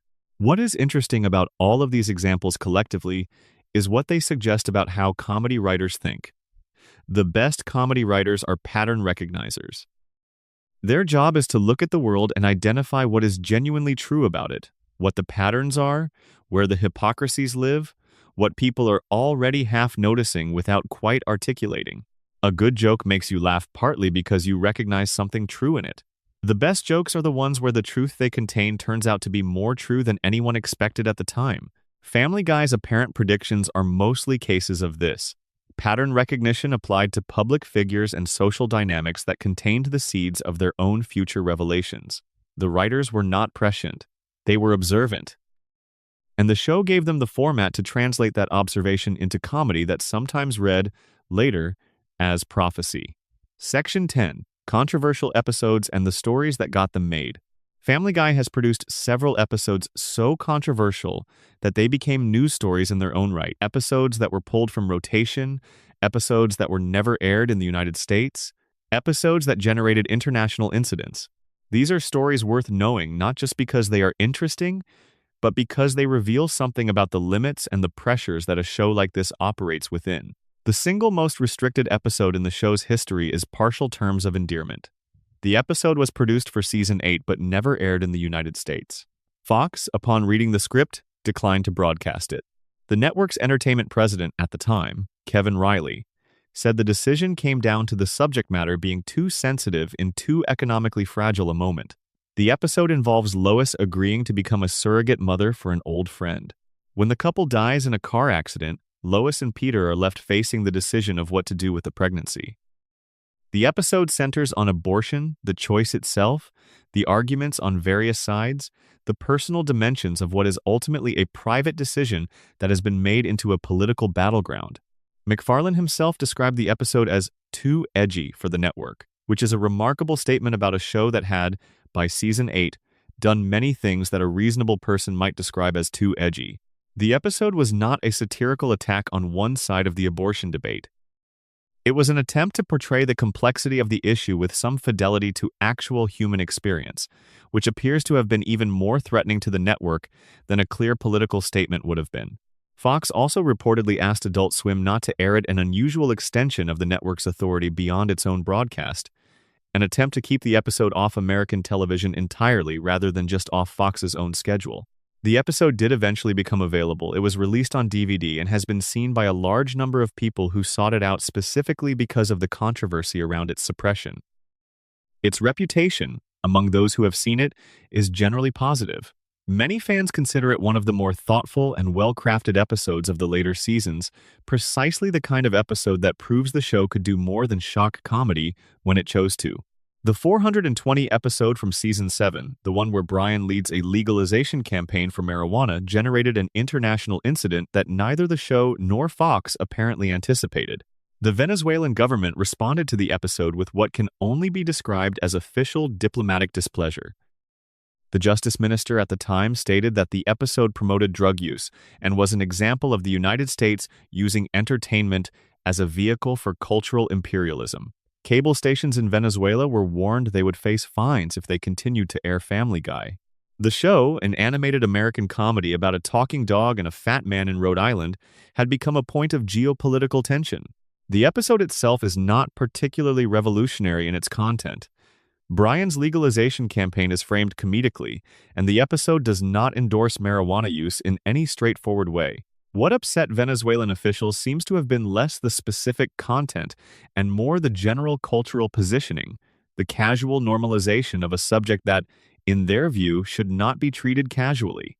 The incident was resolved simply by the passage of time, but it stands as evidence that Family Guy's cultural reach extended well beyond its intended American audience. The Turban Cowboy episode, already discussed in the context of the Boston Marathon coincidence, has a longer and more complicated history of controversy. Before the bombing made the episode permanently radioactive, the episode had already generated complaints for its central plot, which involves Peter befriending a Muslim man who turns out to be involved in terrorism. The episode was widely criticized as stereotyping, as conflating Muslim identity with terrorist activity in a way that contributed to harmful cultural perceptions. The writers defended the episode as satirical as a commentary on the specific fear and suspicion that surrounded Muslim Americans in the post-September 11 decade. Whether the satirical framing was sufficient to justify the content was a debate the show never quite resolved, and the Boston Marathon timing made the question moot in practice. The episodes dealing with September 11 require careful handling because the show produced multiple pieces of content touching on the attacks, with very different outcomes. An early episode from before the attacks themselves contained a scene in which Peter distracts airport security by releasing a bee, while Osama bin Laden is visible in the line behind him using the same trick. The joke was absurdist rather than politically pointed, and it aired before the attacks made anything involving bin Laden permanently unfunny. After September 11, the scene was removed from reruns and from DVD releases. It appears on streaming platforms that have chosen to include the original broadcast version. The joke has not become funny again with the passage of time. It has simply become a piece of evidence about how quickly the cultural context around a joke can transform. There were additional September 11 references cut from other early episodes, jokes and lines that had been written as casual dark humor in a pre-September 11 world, and that became impossible to broadcast afterward. Some of these appear in the Adult Swim versions of episodes, where the uncensored cuts have occasionally been aired. The experience of watching an early Family Guy episode and then watching the same episode's Adult Swim version can be disorienting. Lines that were cut are lines that make you viscerally aware of how much September 11 changed the emotional landscape of American comedy. The Family Guy episode, which aired in Season 7, generated formal complaints from the Parents Television Council. The episode involves Peter temporarily identifying as gay after an experimental treatment, and the surrounding storyline involves commentary on conversion therapy and attitudes towards sexual orientation. The PTC filed a formal indecency complaint, citing what they characterized as inappropriate sexual content. The complaint did not result in any regulatory action, but the filing was part of a pattern. The PTC had filed multiple complaints about Family Guy over the years and had named the show to their worst primetime programs list multiple times. The show's ongoing relationship with the PTC is itself a minor subplot in Family Guy history. The PTC, which is a conservative media watchdog organization, had been tracking and criticizing Family Guy since its very first season. They placed the show on their worst primetime programs list in 2000. In 2005, and again in 2006. The FCC received significant volumes of complaints about the show's content during this period. From the show's perspective, this attention appears to have been treated as validation rather than deterrence. The complaints from conservative watchdog groups functioned as cultural credentials, confirming that the show was doing something genuinely transgressive rather than merely performing transgression. The Blue Harvest Star Wars parody, despite being one of the most beloved episodes the show ever produced, required the negotiation of a specific relationship with Lucasfilm that was not simple or automatic. Star Wars as a property is notoriously protective. The use of characters, designs, and music requires permission that the license holders do not grant lightly or cheaply. Family Guy's extended parody of the original film, which uses the actual music, quotes large chunks of dialogue, and reproduces iconic scenes with the Griffin family in the roles required a deal that McFarlane has described as having taken significant time and effort to arrange. When Lucasfilm finally agreed, they gave the show remarkably wide latitude. The resulting episode is so faithful to its source material in certain moments that it functions almost as a love letter to the original film disguised as a parody of it. Section 11. The connections, the callbacks, and the hidden architecture. One of the most rewarding experiences available to someone who has watched Family Guy for long enough is the experience of recognizing a callback, a moment when an episode references something that happened in an earlier episode, sometimes from many seasons back, in a way that rewards long-term watching without requiring it. The show has a complicated relationship with its own continuity. It routinely ignores it, frequently contradicts it, and occasionally deploys it with surgical precision. The show exists in a kind of deliberate temporal ambiguity. Characters do not age. Stewie has been 1 year old for 25 years of real time. Chris and Meg have been teenagers for the entire run. Peter and Lois have not grown visibly older. Events that should have permanent consequences, deaths, divorces, dramatic character revelations, are frequently undone or simply forgotten in subsequent episodes. The show treats its own history as a resource to be drawn from selectively, rather than a continuity to be honored, and yet, within this framework of selective continuity, there is a network of callbacks and connections that rewards close attention. The evil monkey in Chris's closet, introduced as a running gag in Season 2, was eventually revealed to have a specific and quite touching origin story. The monkey, whose name is not officially confirmed, but who has been referred to in production materials as simply the evil monkey, was not always evil. He had a wife. He had a life. something happened that broke that life. And his subsequent habit of lurking in Chris's closet and pointing at him accusatorially was not random cruelty, it was displaced grief, the gesture of a creature who lost everything and cannot find a better way to express that loss than pointing at a teenager in his pajamas. The show has maintained a running awareness of its own position in the Fox animation domination lineup that has produced some of its most interesting self-referential humor. American Dad, The Simpsons, Bob's Burgers, the shows that have shared Sunday nights with Family Guy at various points, have all been referenced, directly, parodied, and occasionally given small crossover moments. The relationship with American Dad is particularly interesting given that both shows share a creator. Jokes about American Dad and Family Guy carry a quality of a man arguing with himself, and the show has occasionally leaned into this directly. The Bones crossover remains one of the stranger moments in Family Guy's history.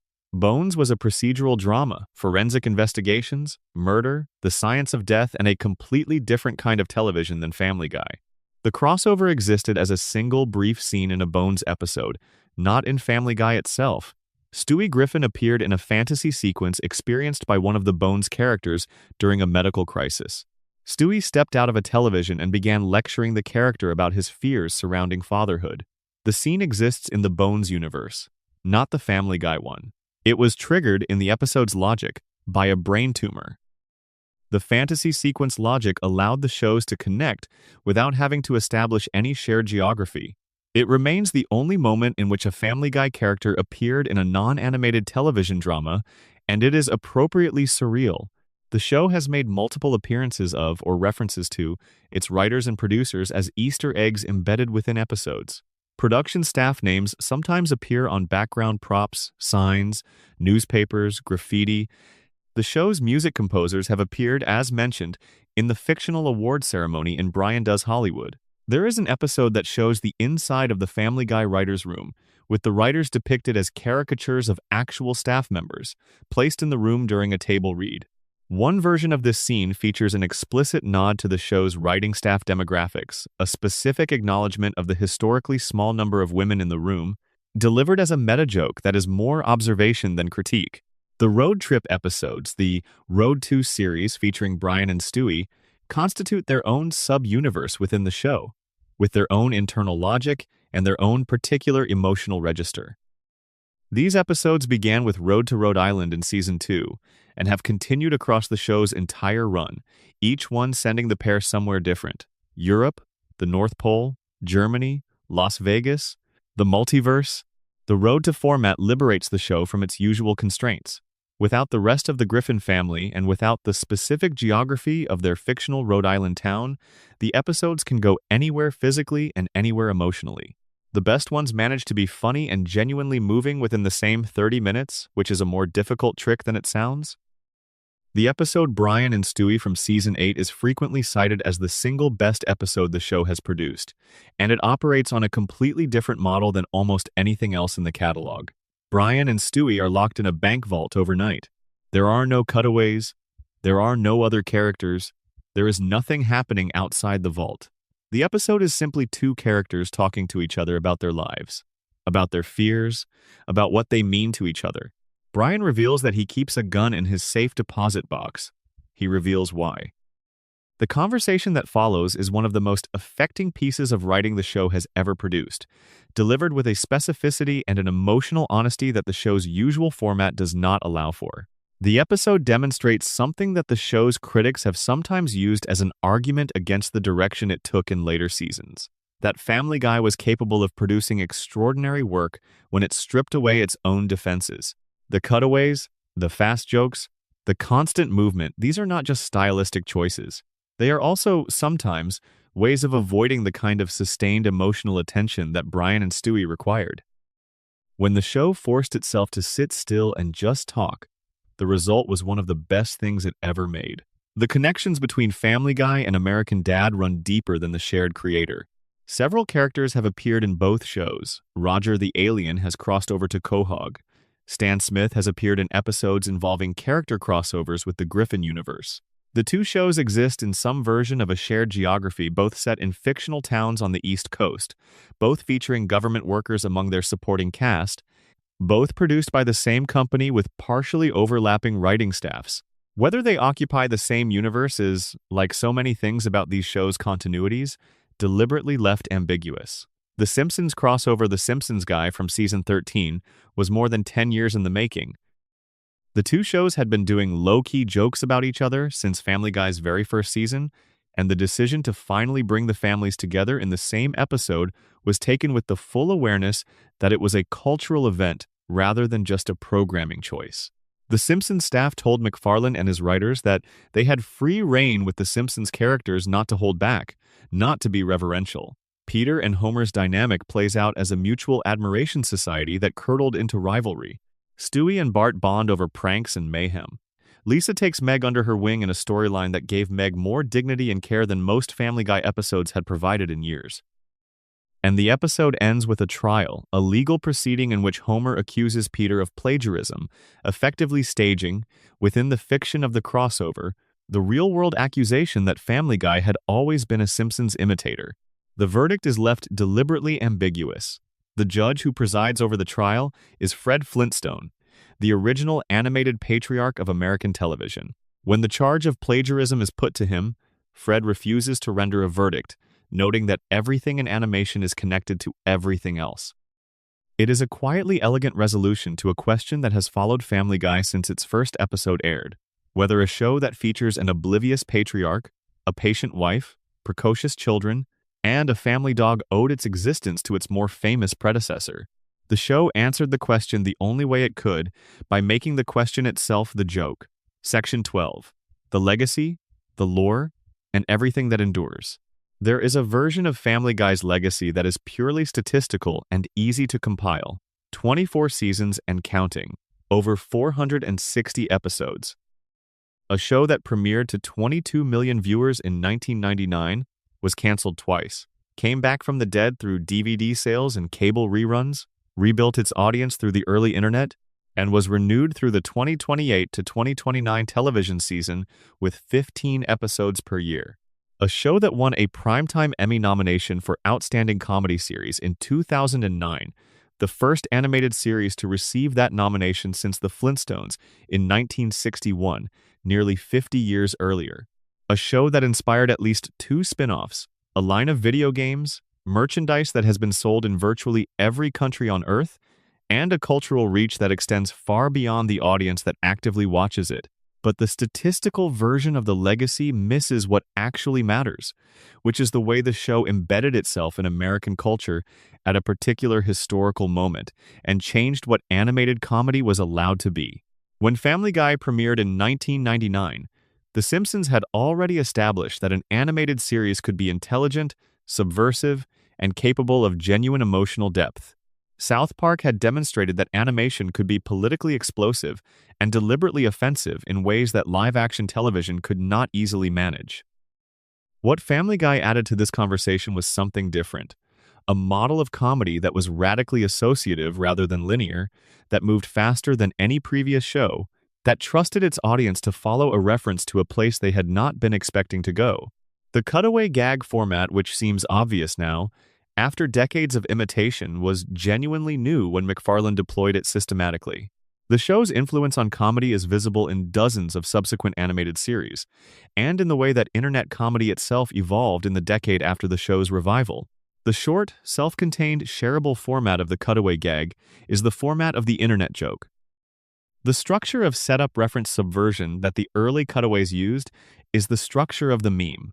The show did not invent internet humor, but it provided a template that the internet recognized as familiar and that comedy writers absorbed as a model for how jokes could work in an era of fragmented attention. The characters themselves have become cultural shorthand in ways that go beyond just recognizing them.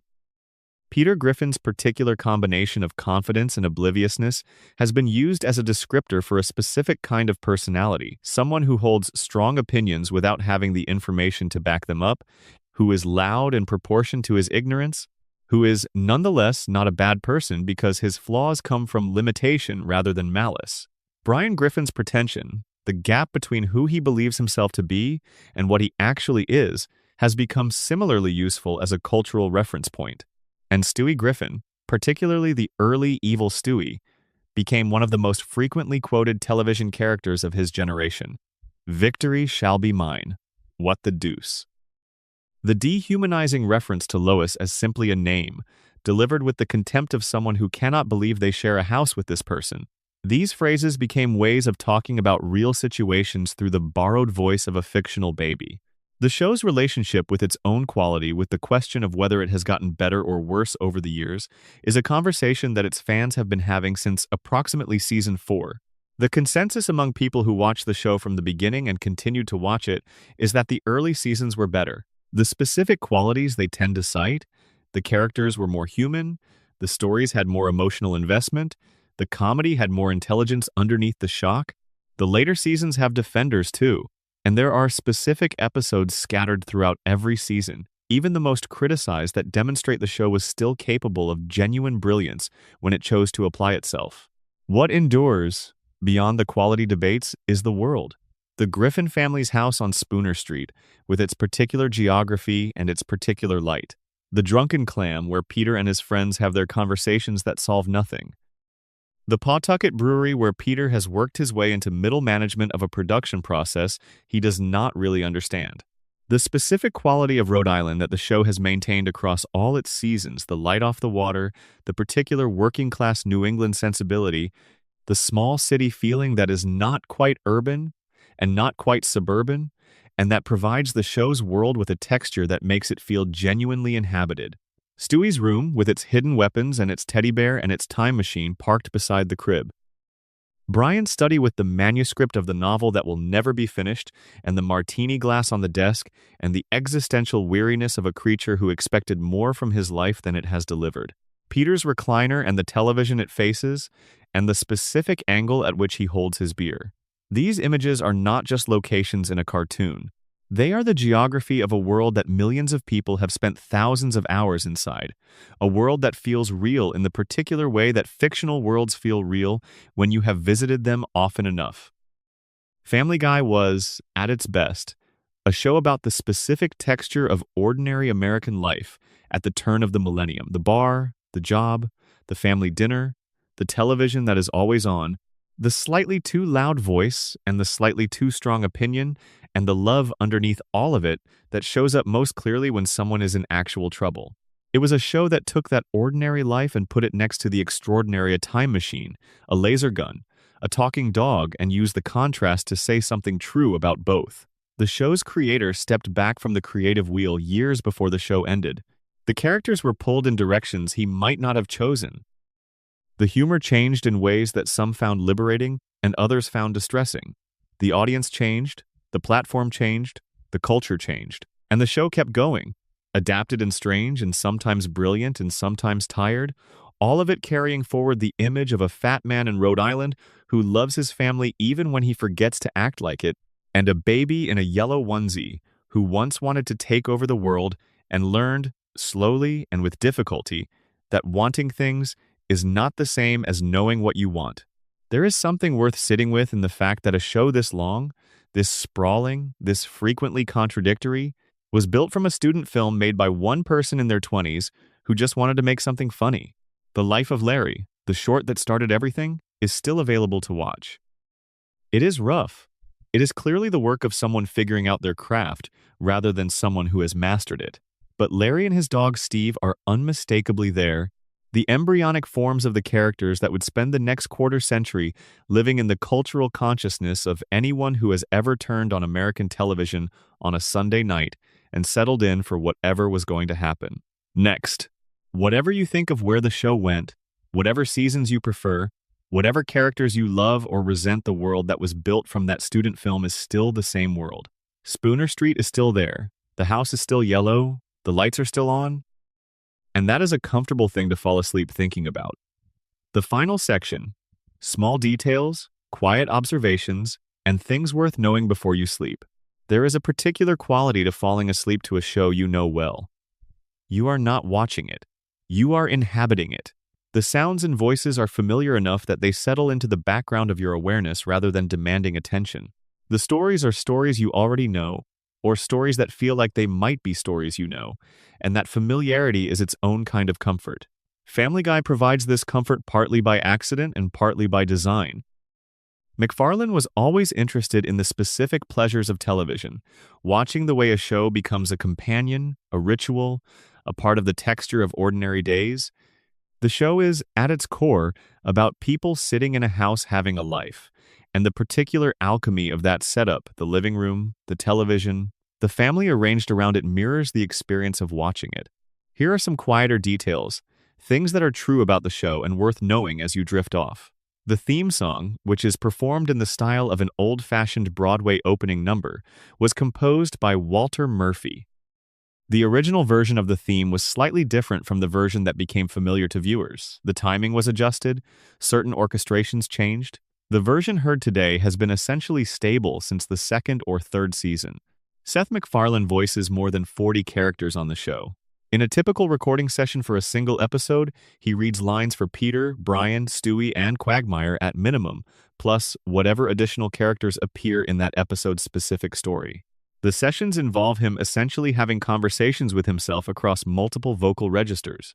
He has said in interviews that recording Brian is the easiest because Brian uses his natural voice, and that Peter requires the most physical effort because the voice lives in a particular place in his throat and mouth that is not natural to him. The show has had a number of writers who went on to significant careers elsewhere. The alumni of the Family Guy writers' room include people who have created their own shows, written films, and built careers as performers. The turnover in the room, accelerated by the show's cancellation history and its long run, means that the number of people who have worked on Family Guy at some point is considerably larger than the number currently employed by it. Meg Griffin was voiced in the first season by Lacey Shaybird, who was simultaneously playing a different character on a different show and whose schedule could not accommodate both commitments indefinitely. When Mila Kunis took over, she was in her early 20s, and the role of Meg represented one of her earliest steady professional engagements. Kunis has spoken warmly about the experience of being part of the show, even as she has spoken candidly about the difficult dimensions of voicing a character defined largely by the mistreatment she receives. The show has maintained a relationship with real-world Rhode Island that goes beyond just setting the fiction there. Rhode Island tourism organizations have used the show's association with the state as a promotional tool. There were, for a period in the early 2010s, actual bus tours of Providence designed to show visitors the real-world locations that inspired Family Guy's geography. The tours were popular. A specific kind of fan made the pilgrimage to Providence to see the buildings that became background cartoon architecture. The real man behind Peter's voice, Paul Timmons, the security guard at RISD who spoke loudly and without apparent self-editing, whose accent MacFarlane absorbed and amplified and turned into one of the most recognizable vocal performances in animated television, became aware of his contribution to the show's history and was, by his own account, genuinely proud of it. He retired from security work. The accent he spoke in his daily life became the voice of a character seen by hundreds of millions of people. He is part of the show's origin story, whether his name appears in the credits or not. Stewie's spin-off, announced in 2025 and set to arrive around 2027, will be the first time the character has been the protagonist of his own dedicated series rather than one of an ensemble. What version of Stewie will anchor that show the early villain, the later emotional seeker? Some combination of both is something that will be determined by whoever is writing it. MacFarlane will presumably return to voice the character he built from a Rex Harrison impression and 2 decades of weekly commitment. The show will reach its 30th anniversary in January of 2029, if the current renewal deal holds and production continues on schedule. 30 years. The children watching the Super Bowl episode in 1999 will be in their 40s. The parents who complained about it to the FCC will be in their 70s and 80s. The world it captured, the beer bar, the working-class neighborhood, the nuclear family trying to hold itself together in the specific way that specific kind of family tries will feel both dated and permanent, the way all captured moments feel once enough time has passed. What you are lying with right now, as the voices settle into the quiet around you, is the accumulated weight of all of that. 25 years of stories, each one existing in that same world, each one carrying within it the light of Spooner Street and the sound of Peter's voice and the small, specific comfort of knowing exactly what you are going to find when you arrive. The baby is in his crib. The dog is on the couch. The fat man is watching television. The family is all there, imperfect and familiar, and not going anywhere. Good night. If this gave you a few hours of quiet company tonight, it would mean a lot if you subscribed and left a like. It genuinely helps more than you might think. And drop a comment letting me know where you are in the world and what time you're watching. See you in the next one. Section 13. The voice casts deeper stories from the recording booth. There is a specific intimacy to voice acting that live-action performance does not share.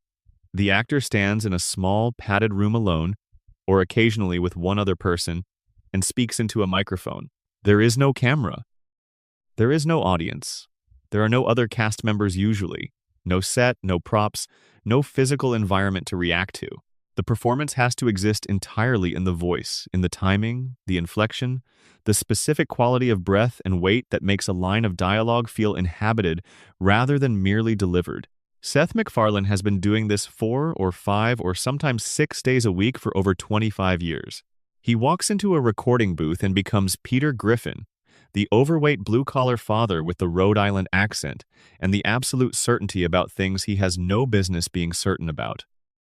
He becomes Brian Griffin, the dog who speaks in something close to MacFarlane's own voice, carrying a weariness that is the weariness of someone who has wanted more from their life than their life has given back. He becomes Stewie Griffin, the 1-year-old with the aristocratic English accent and the laser gun, who speaks with the meticulous precision of someone conducting a court proceeding rather than a conversation.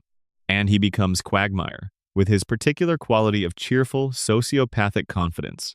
4 main characters, plus 40 or more recurring ones, all from the same throat, all in the same sessions. The logistics of this are unusual. In a typical live-action show, a scene requires all the actors in that scene to be physically present in the same location at the same time. In animation, the recording sessions can happen almost in any order. Characters can be recorded at different times, in different sessions, occasionally on different days, and the dialogue is assembled in post-production. MacFarlane's scenes where Peter and Brian talk to each other are often recorded with MacFarlane alone in the booth, playing both sides of the conversation with himself. He does Peter's line, pauses, switches registers, does Brian's response. He has been doing this for so long that the transitions between voices are seamless even in live performance. Alex Borstein, who voices Lois Griffin, has a performance background that shapes her approach to the character in specific ways. She was a member of the Groundlings, the Los Angeles improv and sketch comedy company that has produced many of the most successful comedic performers of the past 4 decades. The Groundlings trains performers to inhabit characters fully and commit to them completely, to find the specific truth of a character rather than indicating the character from outside. Borstein brings this trained quality to Lois. She is inside the character rather than commenting on her from without. When Lois is angry, the anger is specific. When she is tired, the exhaustion is located in an identifiable place in her body, even though the body doing the expressing is not physically visible. The detail about Borstein basing Lois's voice on her own cousin from Great Neck, New York is worth elaborating on because the specific qualities of that voice, the particular kind of East Coast accent that carries with it a whole social and economic history, are doing significant work in establishing who Lois is. Great Neck is a wealthy enclave on Long Island that was, in the mid-20th century, one of the most affluent communities in the country. It is the kind of place that F. Scott Fitzgerald may have been describing as East Egg in The Great Gatsby. The accent associated with it carries a specific mixture of inherited ease and acquired refinement, a voice that was shaped by wealth and education across multiple generations. Lois's family, the Pewterschmidts, are established in the show as extremely wealthy. Carter Pewterschmidt, Lois's father, is a billionaire industrialist who has never quite approved of his daughter's choice to marry Peter Griffin. The voice Borstein chose for Lois embodies this background perfectly. It is the voice of someone who came from Carter Pewterschmidt's world and chose to live in Peter Griffin's, and who has never entirely lost the first world even while fully inhabiting the second. Seth Green's Buffalo Bill audition story, already touched on earlier, rewards a little more unpacking because it says something interesting about how animation casting works in practice. Green was auditioning for the role of Chris Griffin, a teenage boy, awkward, large, sweet-natured, not particularly intellectually gifted, the kind of character who, in a lesser show, would be defined entirely by his relationship to the more interesting characters around him. The conventional approach to casting this character would be to find the most naturalistic, least distinctive teen boy voice available. Green, dared by a friend, did something completely different. He gave the casting directors the voice of Buffalo Bill, the fictional serial killer from The Silence of the Lambs, muffled and distorted, and slightly wrong in a specific way that is different from how normal people are. Slightly wrong. The reason this worked, and the reason the casting directors preferred it to the alternatives, is probably something like this. The wrongness of the voice made Chris interesting in a way that a normal voice would not have. Chris has always had an air of benign strangeness about him. He is capable of saying things that are simultaneously harmless and slightly unsettling, capable of observations that land just far enough outside normal social calibration to be funny. A perfectly ordinary voice would not have carried this quality. The specific muffled weirdness of Green's performance gives Chris an edge he might not otherwise have, and the show later acknowledged the origin of this quality by having Chris perform the very dance associated with its source character. Mila Kunis joined the show at age 16, voicing Meg from Season 2 onward. This is a detail that provides some perspective on the uncomfortable aspects of Meg's treatment by the show in later seasons. The extensive period during which the show made Meg's abuse by her family a central recurring comedic theme. Kunis was a teenager when she began the role. The character she was playing as a teenager. The abuse directed at the character escalated through her late teens and into her 20s as Kunis continued in the role. She has spoken about the experience with a specific kind of measured reflection that comes from distance and time. She is thoughtful about what the role was, about what it meant to voice a character whose defining quality became her suffering, about the specific surreal quality of having that character's catchphrase of dismissal directed at her by real people in real situations. Patrick Warburton's Joe Swanson is, in some respects, the best sustained single-note performance in the show's main cast. Joe is not the most complex character in the ensemble. He does not have the ambiguity of Brian, or the evolution of Stewie, or the dark comedy of Peter's worst impulses. But Warburton inhabits him with such consistent physical specificity, the voice so massive and deliberate, every word placed with such care that Joe always feels fully present even when the writing does not give him much to do. Warburton has said in interviews that he plays Joe with the specific quality of a man who does not permit himself weakness in public, who carries his disability with a rigid dignity because the alternative is worse. That choice lives entirely in the voice, and it makes Joe a character you believe in even when the show is using him primarily as background. Mike Henry, who voices Cleveland Brown, Herbert the elderly neighbor, and Consuela the housekeeper along with Rallo and Cleveland Jr., and several other characters, is one of the most underappreciated performers in the show's history. The range required to inhabit characters as tonally different as Cleveland's mild-mannered calm, Herbert's slow menace, and Consuela's specific comic rhythm is substantial. Henry has been part of the show since its first season and remained one of its most reliable performers throughout, adapting his vocal approach as the characters evolved and as the show's comedic sensibility shifted. One of the stranger casting stories involves Carrie Fisher, who voiced Peter's boss Angela at the Pawtucket Brewery starting in Season 8 and continuing until her death in December 2016. Fisher was Princess Leia. She was one of the most iconic figures in American popular culture, a woman whose face and voice were known to multiple generations of fans before she ever stepped into a Family Guy recording booth. The casting could have been a celebrity stunt, a famous face lending their voice to a marginal character for the novelty value. It was not. Angela is a real character, carefully written in the specific way that good supporting characters are carefully written, and Fisher played her with the committed specificity of someone who was not interested in coasting on recognition. Angela is not glamorous. She is tired and professional, and occasionally funny, and always recognizable as someone who has spent too many years in the same frustrating job. Fisher made her feel like a person. Section 14. The animation: what changed and why it mattered. One dimension of Family Guy's history that tends to get less attention than it deserves is the animation itself, the visual quality of the show, how it changed across seasons, which studios produced which seasons, and why any of this matters for a show that is primarily understood as a comedy. The original 3 seasons of Family Guy had a specific visual quality that fans who watched them at the time would recognize immediately if they went back and compared them to the later seasons. The characters moved with a looseness that is visible frame by frame. The animation had a slightly wobbly quality, a give in it, that suggested the drawings were being pushed around rather than proceeding on rails.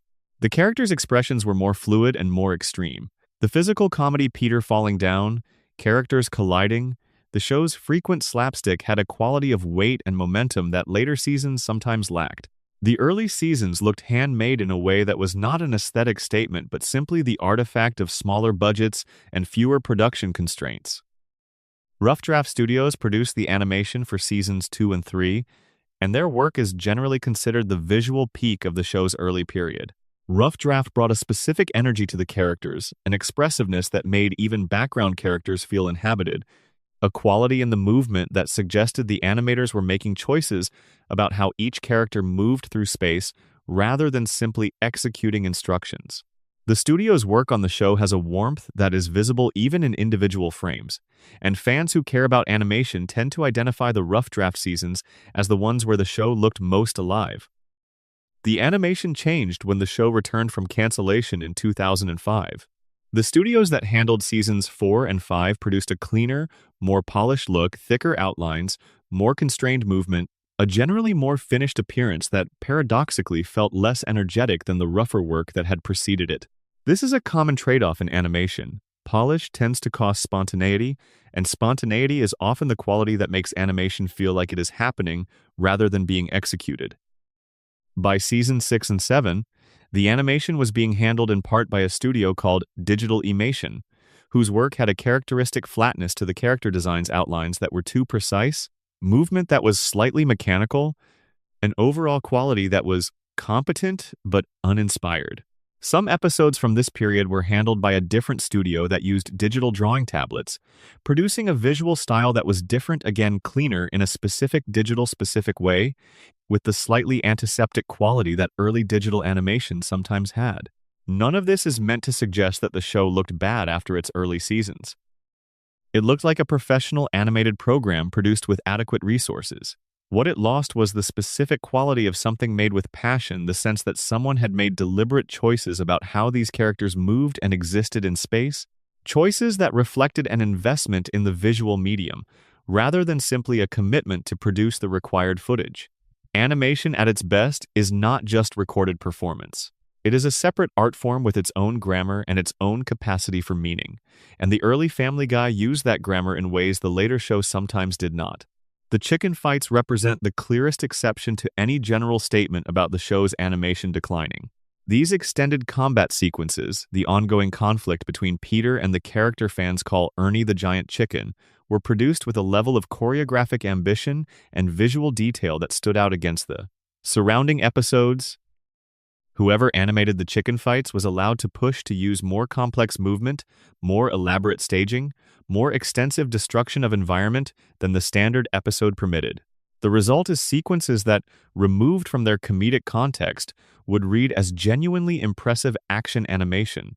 The show hid this capability inside a joke, which is typical of the early season's best work. Section 15. The show's music, a dimension nobody talks about enough. Walter Murphy has been composing music for Family Guy since before the first episode aired. His work on the show represents one of the most sustained examples of television composition in the history of animated comedy, and it operates almost entirely beneath conscious attention, which is either the highest possible praise for a television composer or a description of a significant missed opportunity, depending on how you evaluate the craft. Murphy's background is unusual for a television composer. He had his commercial peak in 1976 with A Fifth of Beethoven, his disco arrangement of Beethoven's Fifth Symphony that reached #1 on the Billboard Hot 100. This is not the typical career trajectory toward an animated sitcom. But the qualities that made that particular record work, the ability to take existing musical material and find its essence through a different arrangement, the commitment to an unexpected interpretive choice are exactly the qualities that serve a comedy show's musical needs. What a show like Family Guy requires from its composer is not obvious. The episodes contain a huge range of tonal and emotional moments within their 22 minutes. A single episode might move from broad slapstick to something emotionally genuine, to political satire to pure absurdism. The music has to support all of these transitions without calling attention to itself, without asserting its own mood over the scene's mood, without signaling too obviously that an emotional moment is an emotional moment or that a joke is a joke. Murphy has been calibrating these transitions for decades, and the result is audible. The show's emotional range is wider than it would be with lesser musical support. The show's original songs deserve particular attention because they represent a dimension of Family Guy's craft that is consistently undervalued. When a Family Guy character performs a song, an elaborate Broadway-style number, a pop parody, a show tune, a ballad, the arrangement is full and professional, and often genuinely funny in its own right, rather than just funny in the context of the characters doing it. Someone put real musical craft into these songs, and that craft is part of why they land as well as they do. The Peterotica song, the She-Poopy song, the elaborate musical numbers that have appeared in various episodes across the show's run, these were not placeholder content. They were written with the specific comic awareness of songs written by people who understood both the form they were working in and how to subvert it. The show's relationship to the Broadway musical tradition is warm and knowledgeable, and the songs that come out of it have the quality of work produced by genuine fans of the form rather than people simply doing a parody. Ron Jones composed music for the first 5 seasons of the show, before being replaced by Murphy as the sole composer. Jones's work on those early seasons had its own distinctive quality, a more purely orchestral approach, with particular strengths in the kinds of dramatic underscore that made the show's more ambitious moments land with appropriate weight. Jones has spoken about his work on the show in interviews, and his perspective on the music from that period provides interesting context for understanding what the show was trying to do sonically in those years. Section 16. Peter and Lois, the marriage at the center of everything. The relationship between Peter and Lois Griffin is, in the most fundamental sense, the structural foundation of the entire show. Every episode is ultimately organized around this marriage, around the specific dynamic between a man who operates at full volume without apparent self-editing and a woman who loves him genuinely and manages him constantly and occasionally loses her patience completely and always comes back. What made this marriage interesting in the early seasons was its specificity. Peter and Lois were not just a generic TV couple with a comic husband and a tolerant wife. They had a history, a courtship, a life before the kids, a specific set of shared experiences that the show referenced carefully enough to feel real. Lois grew up wealthy. Peter grew up working class. They came together across that class divide and built a life in a part of America where class is not discussed but is visible in everything, and the texture of their daily existence reflects this. The tension between the life Lois could have had and the life she chose, the tension between the world Peter came from and the world Lois's family came from, neither of them resolved, but both of them managed through the daily practice of being married. The show revealed, across its many seasons, a great deal about how Peter and Lois came together. The college years, when Lois was dating the wealthy and socially appropriate young men her family expected her to date, and when Peter appeared in her life as something completely different, loud and honest, in a specific way that sophisticated people are not allowed to be loud and honest, carrying within his apparent obliviousness a kind of freedom that she found she wanted. The courtship, which happened against Carter Pewterschmidt's explicit wishes, with Lois's father making clear at every opportunity that Peter was not what he had in mind for his daughter, and with Lois finding in that parental disapproval the additional motivation to commit to exactly the choice her father opposed. There is a specific quality in marriages where one person came from money and one person did not that the show captured correctly in its early seasons.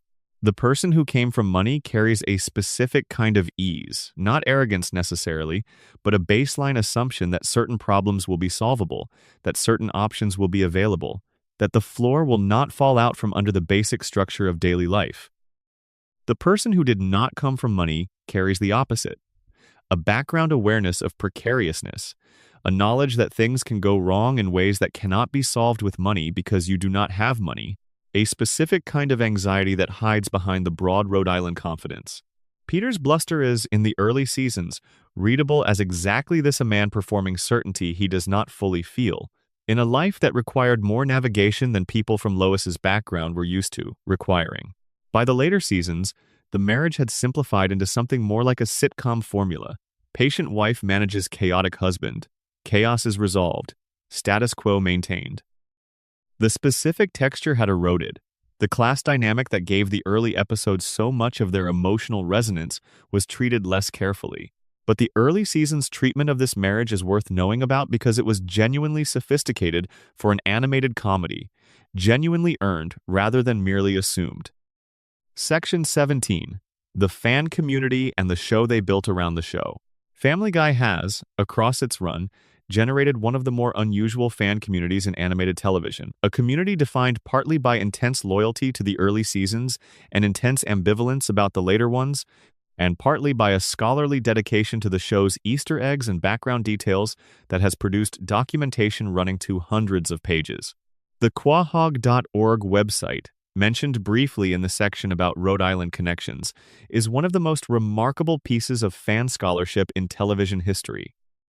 The site's creator, a Rhode Island resident named Martin, began cataloging the show's Rhode Island references after people started contacting his unrelated website about the state because of its shared name with the fictional town. He eventually decided to start documenting every reference the show made to real Rhode Island geography, culture, business, and history. He now has 88 typed pages of notes, produced by watching every episode twice, once for enjoyment and once for documentation. The catalog he built reveals the extraordinary density of the show's Rhode Island specificity. Happy-Go-Lucky Toys is a parody of Hasbro, headquartered in Pawtucket. The Big Blue Bug Solutions, a pest control company recognizable by the enormous fiberglass termite on its roof, appears repeatedly as a background element in exterior shots. It is a real Providence landmark. Buddy Cianci Junior High, the school that various characters reference, is named after Buddy Cianci, the famously colorful and ethically compromised former mayor of Providence who served 2 non-consecutive terms before being convicted of federal crimes and serving time in prison. The show's treatment of Rhode Island is not generic New England. It is specific, local, knowledgeable, and occasionally pointed. The fan community's documentation of Easter eggs represents a parallel scholarly project, building across message boards and Reddit threads and dedicated fan sites into a collective archive of discovered details that no individual viewer could have compiled alone. The sheet music Easter egg, the newspaper headline gag, the background cantina characters in Blue Harvest, these were discovered by different people watching carefully at different times, documented in posts and threads, and gradually assembled into the comprehensive record that now exists. What is striking about this community effort is that it represents exactly the relationship the early show's creators were building toward. They were hiding things for people who would look, and people looked, and the looking was rewarded, and the reward created a community of looking. The Easter eggs in Family Guy are not random. They are structured as invitations to a specific kind of attentive viewing, and the community that formed around accepting those invitations is the community the show deserved. Section 18. The show's relationship with celebrity guests. Family Guy has, across its run, had a remarkable roster of celebrity guest performers, people who appeared as themselves, people who voiced fictional characters, people who appeared in episodes that were built around their specific public personas. The ways these appearances were arranged, and the ways they worked or did not work, tell a story about how the show thought about the relationship between its fictional world and the real one. The James Woods recurring appearances are among the most elaborate and committed celebrity involvements in the show's history. Woods played a fictional version of himself, beginning in a Season 2 episode where Peter keeps Peter Quagmire lured into repeated incidents by leaving a trail of items James Woods loves, chocolate M and Ms., and then a box that says, Candy. In this episode, the show established James Woods as a character who could be caught and kept in a cage using candy as bait, which is either a gentle joke about celebrity vanity or something more pointed, depending on your reading of it. Woods returned in multiple subsequent episodes, each time in a slightly different configuration of the same basic dynamic James Woods as an element in a situation he is not fully in control of. The recurring nature of these appearances and Woods's willingness to participate in increasingly absurd scenarios involving himself gave the joke an unusual quality.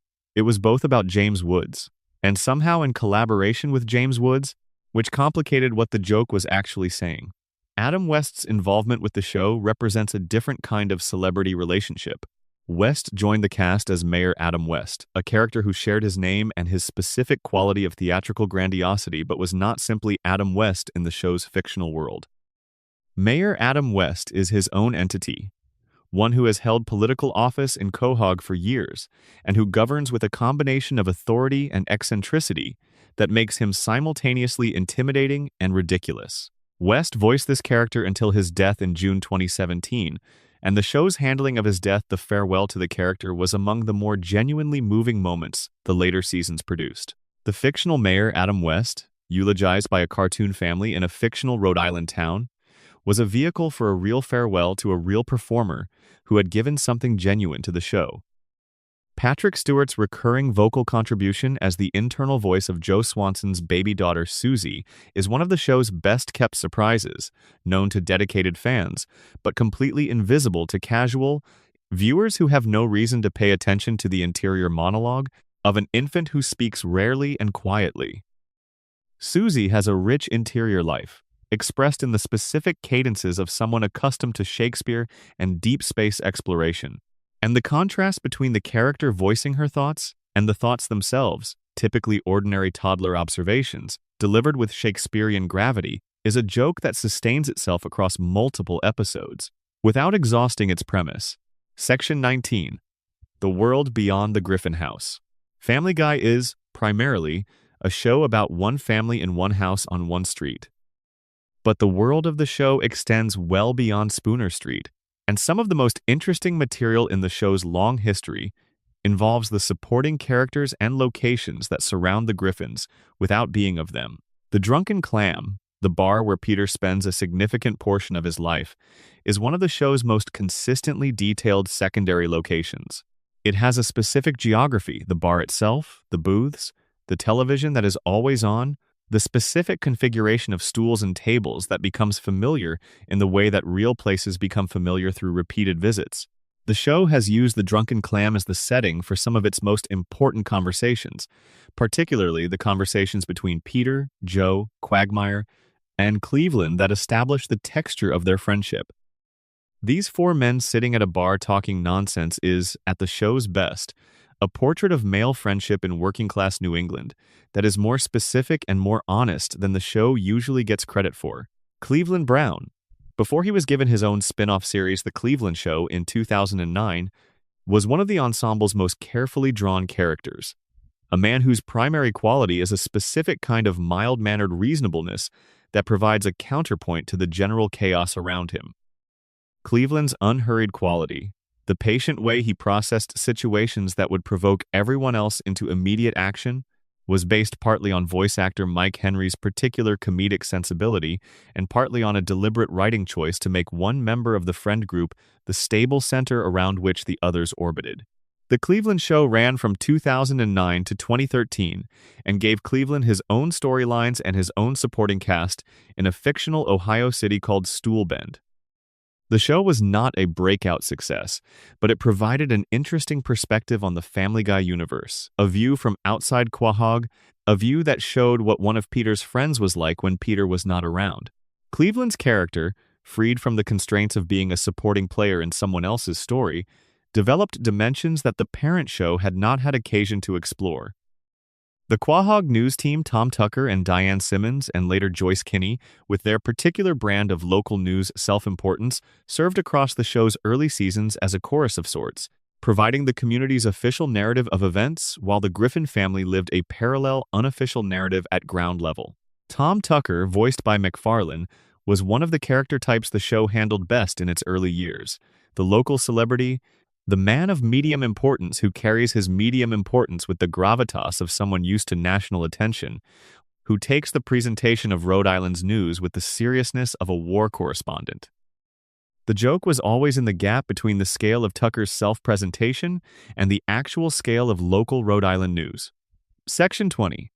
Everything that the show was about, underneath everything else. There is a layer of Family Guy that rarely gets discussed because the show does not often discuss it directly. It is the layer that is not about jokes.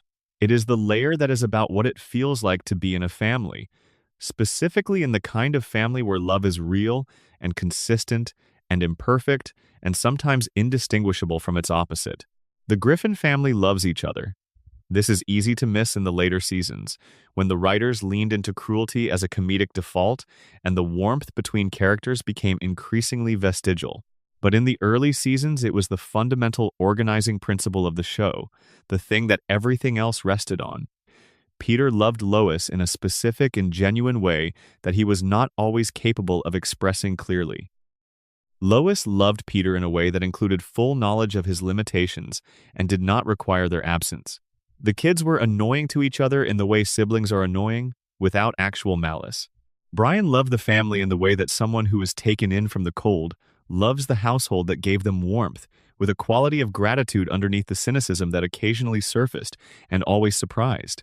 This is what gave the early episodes their weight. You could laugh at Peter's disasters because you knew that on some level, beneath the chaos and the bad decisions, something real was at stake. He was trying to do right by people he cared about. He was failing in the specific ways that people who lack the skills to succeed often fail, not maliciously, not carelessly, but simply without the tools the situation required. And when the episodes ended with him standing in the kitchen apologizing to Lois, or sitting on the floor of Stewie's room putting the crib back together, or taking Brian out to the yard for a beer and an honest conversation, those moments landed because the affection they expressed was real, within the world the show had built. The show at its most honest was a show about the specific dignity of ordinary life, not the dignity of achievement or recognition or status. The dignity of being present in your own house, with your own people, doing the ordinary things that make up most of a life. Cooking dinner, watching television, sitting at the bar, coming home. These are not dramatic activities. Family Guy turned them into comedy, and underneath the comedy, with the right attention, you could find something true about why these ordinary activities matter. Peter Griffin, working his job at the brewery, doing the work of moving things from one place to another, not building anything or creating anything or advancing toward anything, but doing the work because the work needs doing, and it supports the family. And that is enough reason this is the life the show was built around. And the fact that the show managed, in its best seasons, to be genuinely funny about this life without diminishing it is the achievement that made it worth watching. Section 21. What it feels like to fall asleep to it. There is a specific sensory memory associated with Family Guy for a significant number of people who came of age. In the 2000s and 2010s, the sound of the show playing in the background of a late night, the opening bars of the theme song as something between a signal and a comfort, the familiar voices settling into the room like the sound of a house that knows you. This is not an accident. MacFarlane built a show that has a specific sonic identity. The voices, the music, the particular rhythm of dialogue and joke and cutaway that is distinctive enough to be recognizable from another room, from behind closed eyes, from the borderland between wakefulness and sleep, where ambient sound becomes part of the internal landscape rather than something you are actively processing. The show runs at a specific pace that is, paradoxically, both faster than ordinary conversation and easier to follow than ordinary conversation. The jokes move quickly, the cutaways come and go. But the fundamental dynamics: Peter is in trouble, Brian is exasperated, Stewie is plotting, Lois is managing, are stable enough that you can re-enter the flow at any point without having missed anything essential. This stability is part of why the show works as background viewing. You do not need to have been paying attention to understand what is happening. You can drift away and drift back and find something recognizable waiting for you. The voices themselves carry this comfort. Seth MacFarlane's multiple voices are, separately and together, among the most immediately recognizable in American television, not because they are the best voices or the most technically impressive, but because they have been present for so long that they have become familiar in the way that a particular place becomes familiar. You know them before you consciously recognize them. They arrive in the ear, already placed, already contextualized, already part of something you know. Family Guy has been providing this specific kind of company, warm, slightly chaotic, ultimately affectionate, for more than 25 years. The show has changed in ways that have frustrated and disappointed many of the people who loved it earliest. The characters are different from what they were. The comedy operates from different premises. But the world itself, the yellow house, the bar, the television that is always on in the Griffin living room, the family arranged around each other in the specific configuration of people who did not choose each other, but who belong to each other anyway. That world has remained constant. It is always there when you look for it. And that is the thing worth knowing. As the room gets quieter and the blanket gets warmer, and the voice telling you stories begins to fade at the edges, the world of the show is stable in the way that familiar things are stable, not because nothing in it changes, but because the essential quality of it, the thing it was made to be, persists through everything that has changed around it. The baby is in his crib with his plans that will never quite be executed. The dog is on the couch with his drink and his novel that will never quite be finished. The fat man is watching television with his family, which he loves more than he knows how to say. They are always there. They are always there. If this kept you company tonight, a subscription would genuinely mean a lot. Completely free, takes 1 second, and it helps more than you might expect. Drop a comment with your location and the time you're watching. I read every single one. Good night. Section 22. The complete Stewie timeline, birth to now. If you wanted to trace the single most dramatic character arc in the show's history, not the most celebrated one, but the most dramatically complete transformation from one identity to a completely different one, you would follow Stewie Griffin from his first appearance in January of 1999 to the most recent episode. No other character on the show changed as completely as Stewie did. And the full chronology of that change, when laid out in sequence, tells a story about the show's relationship with its own creative instincts that is worth following carefully. The Stewie of Season 1 is an almost pure concept, a character assembled from a single comic premise and executed with total commitment. The premise? A baby is an evil genius, not a precocious baby, not a surprisingly articulate baby. A baby who has built weapons in his nursery, who has a specific plan for conquering the human race, who thinks of his mother primarily as an obstacle to be eliminated before he can proceed to the larger project of global domination. The commitment to this premise is absolute. There are no episodes in Season 1 where Stewie is simply a baby. He is always the character. The diaper and the high chair and the baby food are always in contrast with the plans and the weapons and the voice.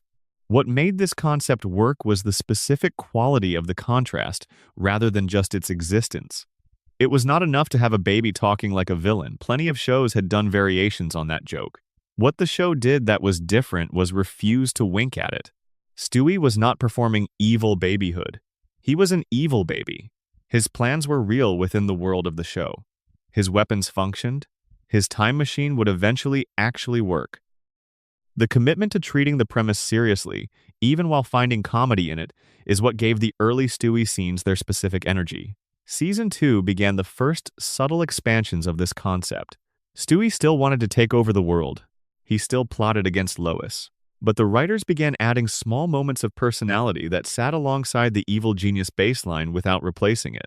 Moments of vanity, caring about how his diaper looked, caring about fashion in a way that was funny precisely because it was housed in the same brain as the world domination plans. Moments of unexpected sensitivity, things that hurt his feelings in ways that surprised him. These additions were genuinely good writing. They added dimension without undermining the premise. Stewie was still Stewie. He was just slightly more than he had been. By Season 3, the additions had become more substantial.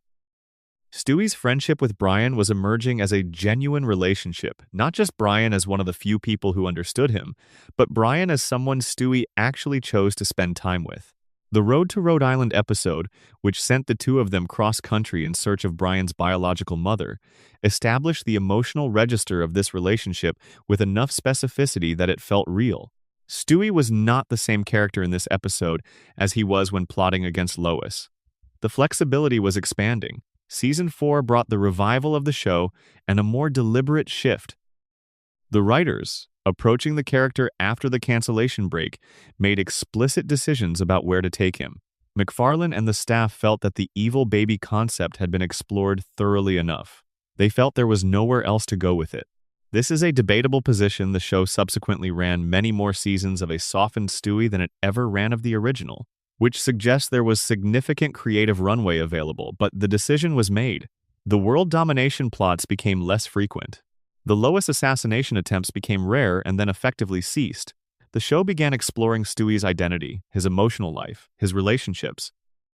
A character who had been defined by what he wanted to do to the world began being defined by what the world was doing to him. The season 6 two-parter gave the character a formal ending.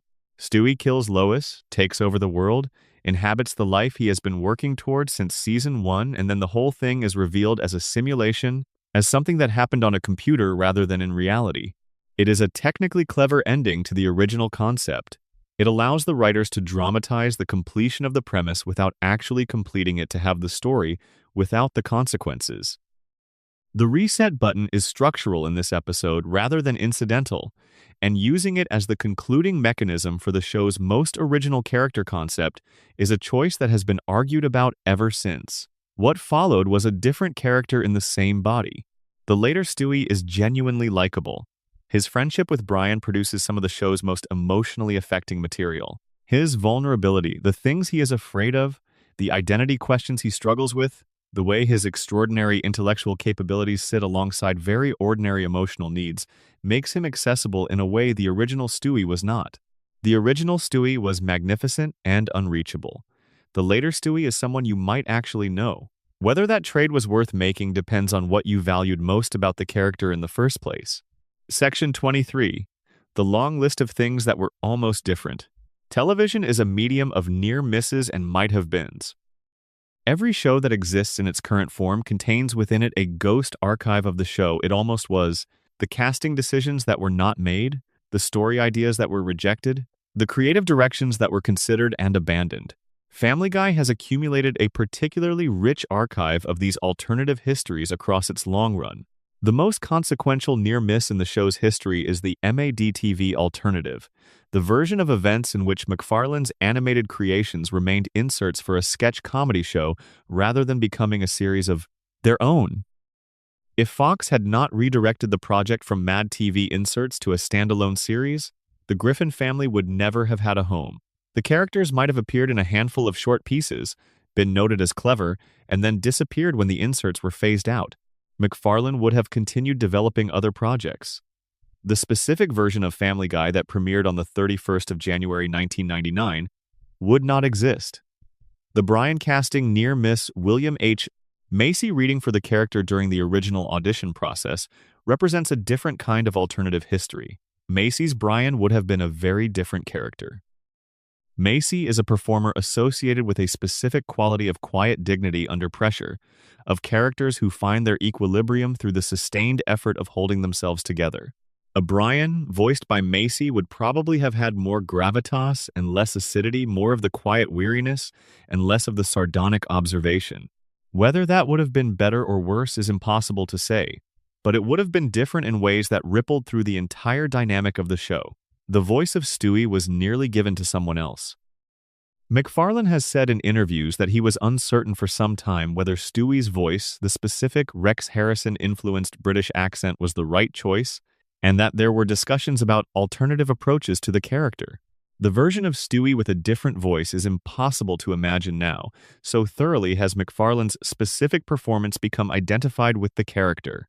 But the uncertainty was real, and the decision to commit to that specific voice was a decision that could have gone differently.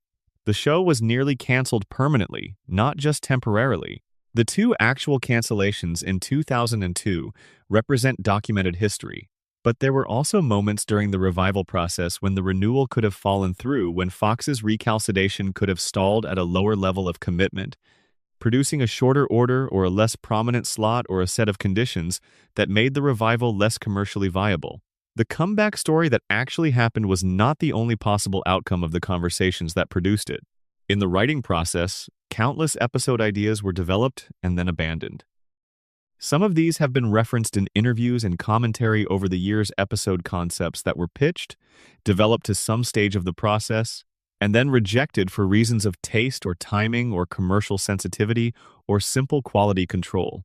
The episode that was not made about various characters' backstories. The crossover that was negotiated and then fell through. The seasonal arc that was mapped out and then abandoned when circumstances changed. Every one of these is a version of the show that existed in someone's imagination and never made it to screen. The South Park feud, or perhaps more accurately, the sustained one-directional contempt expressed by South Park's creators toward Family Guy, represents another kind of near miss. Parker and Stone made their critique of Family Guy in the two-part Cartoon Wars episode, and the critique was pointed enough that it could have produced a genuine creative confrontation. McFarlane's response was restrained. He did not respond in kind, did not use the show to attack South Park, did not escalate the conversation into something that might have produced compelling television, but would certainly have been unpleasant. The feud that could have been a creative rivalry remains a one-sided critique that Family Guy chose not to answer. Section 24. The geography of the show, every location that matters. The world that Family Guy built is more spatially coherent than you might expect from a show with no commitment to continuity.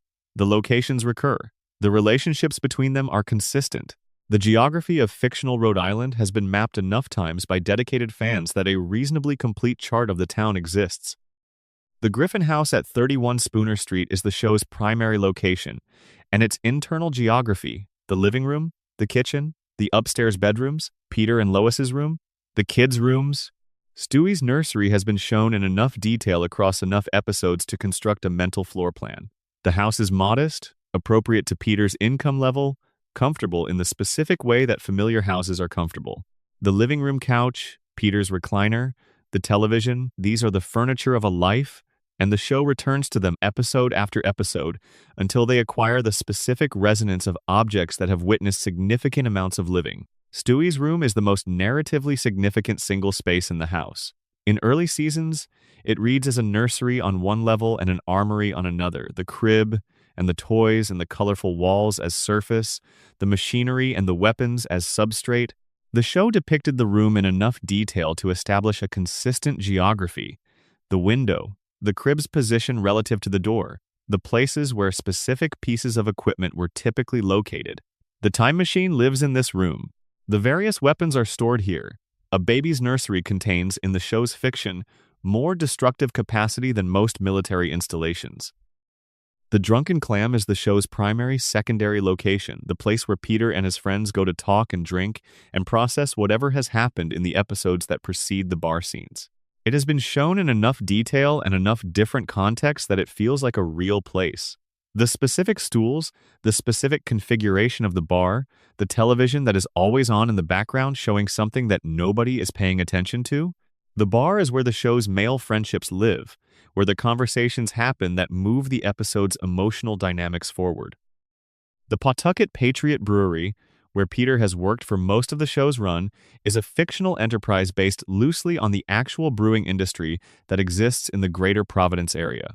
The show has set episodes within the brewery that use its specific geography, the shipping floor where Peter works, the management offices where his various bosses have operated, the brewery itself with its tanks and equipment. Peter's relationship to this workplace is one of the show's most consistent elements. He works there without particular enthusiasm or investment, he is not especially good at his job, and he remains employed primarily through the inertia of a large organization and the absence of anyone sufficiently motivated to fire him. James Woods High School, named after the actor who has appeared multiple times in the show, is the secondary school that Meg and Chris attend. The school is a recurring location, its hallways and classrooms have been shown enough times that the geography is familiar. Meg's particular social position within the school's hierarchy, and the various characters who populate it, Connie D'Amico, the popular girl who serves as Meg's primary antagonist, the various teachers and administrators who occupy the background have been established across enough episodes to constitute a coherent world. The Providence area's real landmarks appear throughout the show in their fictionalized forms. The Big Blue Bug Solutions, building a real pest control company whose office building features an enormous blue fiberglass termite on its roof, one of the more recognizable landmarks in the greater Providence area, appears regularly in the background of exterior shots. McCoy Stadium, the minor league baseball park in Pawtucket, has been referenced in multiple episodes. The specific geography of the area is encoded in the show's visual language in ways that reward the viewer who knows the real location. Section 25. The show's relationship with time, how a show that ignores continuity still feels continuous.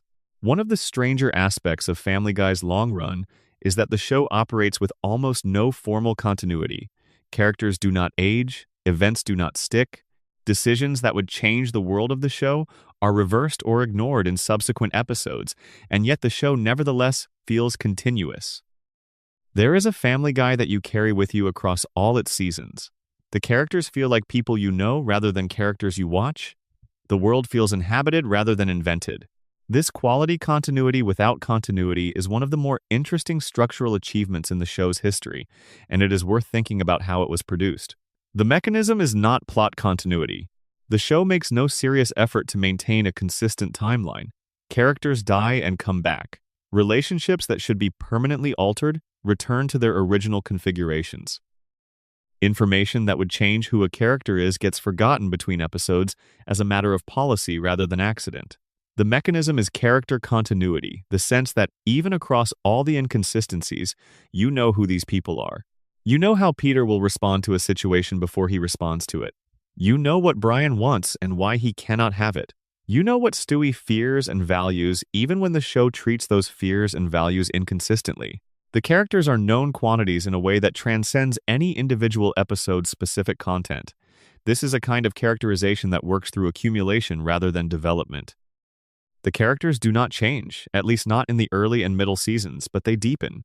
You understand them better not because they have grown or changed, but because the show has shown you more angles of who they already are. Each episode adds another instance to the archive of what you know about these people, and the archive becomes the continuity, even though no individual episode is technically continuous with any other. It is an unusual model for television storytelling, and it is not always intentional. The show's inconsistency is often simply the result of writers not remembering or not checking what previous writers established. But the effect, paradoxically, is something that feels richer than the inconsistency would suggest. You accept the inconsistencies because you know the characters. And you know the characters because the show has shown you so many versions of them across so many episodes that the accumulation constitutes knowledge even when no single episode produced it. Final words before sleep. You have spent a long time in this world tonight, longer than most episodes. Long enough to move through the origin story and the characters and the Easter eggs and the controversies and the cancellations and the comebacks and all the small details that accumulate into the specific texture of a show that has been part of American life for more than a quarter of a century. None of this changes what the show is when you watch it. It is still the same jokes, the same voices, the same yellow house on the same fictional street in the same fictional Rhode Island town. But knowing a little more about how it got made, about what went into it, about what the people who made it were thinking and feeling, and deciding that knowledge does something to the way the familiar feels. It makes the familiar a little more specific, a little more particular, a little more like something that was made by people, rather than simply arriving, complete, from wherever television shows come from. The show will be on again tomorrow night. And the night after that? Somewhere, on some platform, on someone's television or phone or laptop screen, the theme song is playing right now, the same notes that have been playing since January of 1999, the same voices that have been filling living rooms and dorm rooms and bedrooms for 25 years. Peter is in the middle of something. Brian is watching. Stewie has a plan, Lois is managing. The family is there, imperfect and enduring and somehow always exactly where you left them. That is worth something. It is not nothing to have a place you can return to. Sleep well. If you made it this far, subscribe if you haven't yet. It honestly makes a real difference. Drop a comment below with your location and the time you're watching from. Until next time, the Griffin House itself, a geography of familiarity. There is something worth lingering on about the physical space of the show. The Griffin home at 31 Spooner Street is one of the most recognized addresses in animated television, and yet most people would struggle to describe it in precise detail. They know it. They feel it. They have spent enough time inside it that it registers as familiar in the way that certain places in your own memory register, not through precise recall but through accumulated feeling. The house is a two-story colonial, white with a brown roof, a modest yard, a street that looks like the version of a suburb that existed in people's imaginations in the late 1990s when the show was designed. It is not a particularly large house. For a family of 5 plus a talking dog, it is, by any realistic measure, fairly cramped. But the show never dwells on the logistics of this, because the house is not really a house in the architectural sense. It is a stage set. It is a collection of familiar rooms that the camera returns to again and again, so often that you stop seeing them and simply accept them as the backdrop against which family life happens. The living room is the central space. The couch faces the television, and so many of the show's scenes begin with characters simply sitting on that couch, watching something, talking about something, existing in the low-level friction of people who share a space. There is something almost therapeutic about returning to that couch. It is not a glamorous space. It is worn and slightly saggy, the kind of furniture that exists in actual houses rather than in interior design catalogs. The television is on more than it is off. The family gathers there the way families actually gather, not for dramatic confrontations, but for the small, ambient togetherness of people who happen to be in the same room. The kitchen is where Lois most often appears in her domestic mode, cooking, managing, commenting on the conversation happening around her. It is bright in the way television kitchens are bright, clearly lit and slightly generic, but Lois's presence gives it a specific feeling. The kitchen belongs to her in a way that the living room belongs to everyone. When Peter wanders through the kitchen, it feels like a passage. When Lois is in the kitchen, it feels like an activity. Stewie's room is upstairs, and it has changed over the years in ways that reflect his changing characterization. In the early seasons, when Stewie was purely the murderous infant, his room had a quality of hidden menace, the space where plans were conceived and inventions were built. As the character softened into the more comedic, flamboyant figure of the later seasons, the room softened with him. The elaborate machinery gave way to more ordinary childhood furniture. The lair became a bedroom. This is one of those visual shifts that happens so gradually, you only notice it when you look back at early episodes and see how different the space once felt. The backyard is where Brian and Stewie often talk in a way that feels more private than the interior scenes. There is something about outdoor scenes in the show. They have a slightly different quality, slightly more contemplative, as if the open air allows for conversations that the enclosed rooms don't. Some of the best Brian and Stewie exchanges happen outside, sitting in the grass or on the back steps, the way real conversations sometimes happen between people who have known each other long enough to sit in comfortable silence between sentences. The Drunken Clam, the bar where Peter and his friends gather, is almost as familiar as the house. It is a neighborhood bar in the classic American sense: dark wood, neon signs, a television above the bar, a small number of booths and stools that always seem to have exactly the right number of seats for whoever arrives. Cleveland, Quagmire, and Joe are there with such regularity that the bar functions as a second living room, the one that exists outside the family structure, where Peter can simply be a man among men without the context of his domestic role weighing on every word he says. The school, James Woods Regional High School, appears when Meg and Chris are in storylines that require an institutional backdrop. The name is one of the show's recurring jokes. James Woods, the actor, once appeared in the show and became entangled with the family in ways that led to a long-running feud, and at some point the school was renamed in his honor, which is the kind of joke that works because it is never fully explained. You either know the James Woods storyline or you don't, and either way the name of the school lands differently. Quahog itself is drawn with more geographic specificity than a casual viewer might notice. Providence landmarks appear in the background, not labeled, not highlighted, just there, in the way that the background of a real city is just there. The people who animated the early seasons, and the writers who grew up in or around Rhode Island, embedded their knowledge of the place into the visual texture of the world.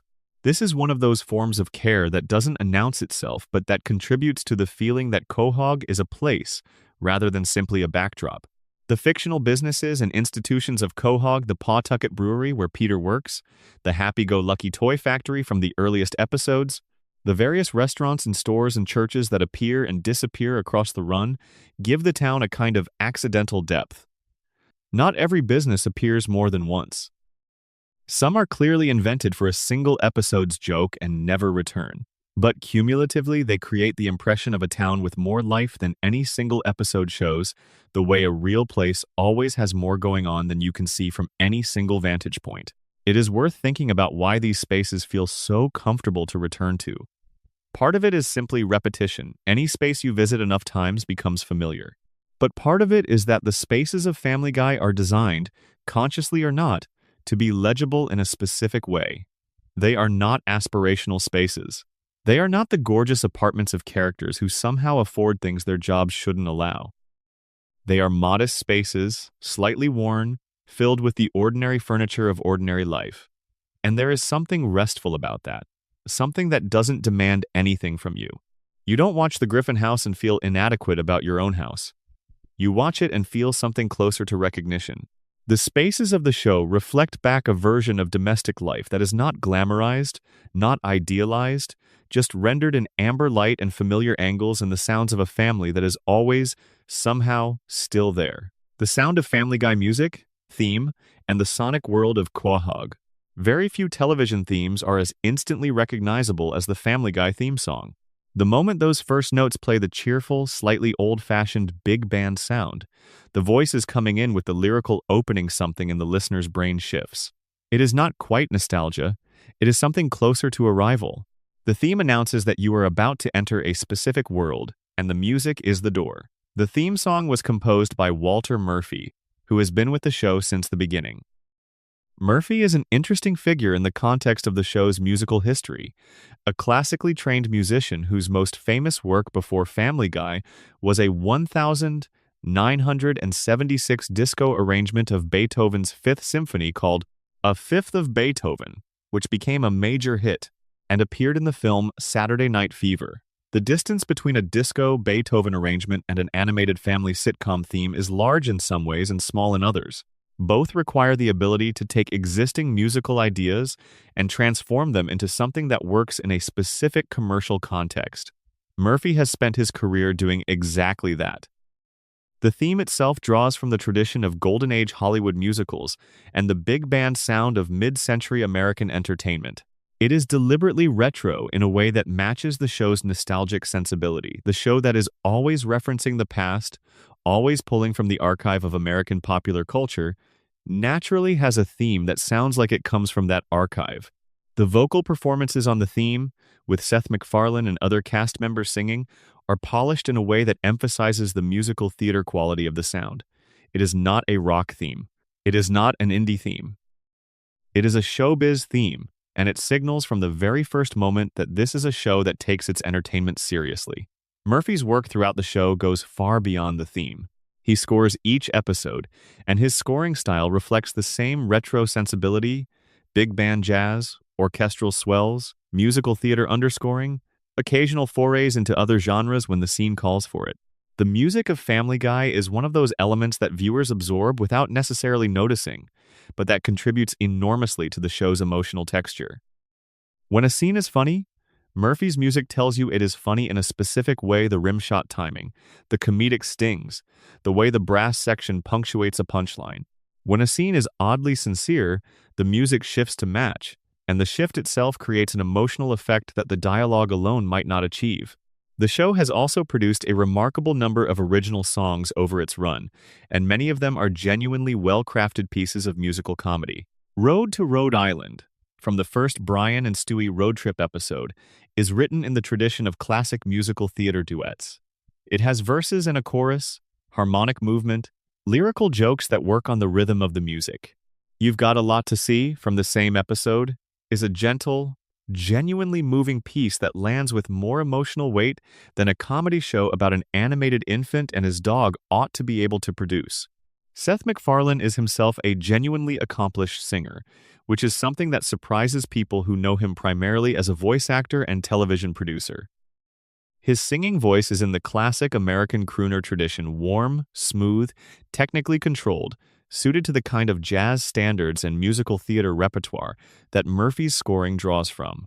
He has released albums of standards and performed in concert settings. This is not an affectation or a side project.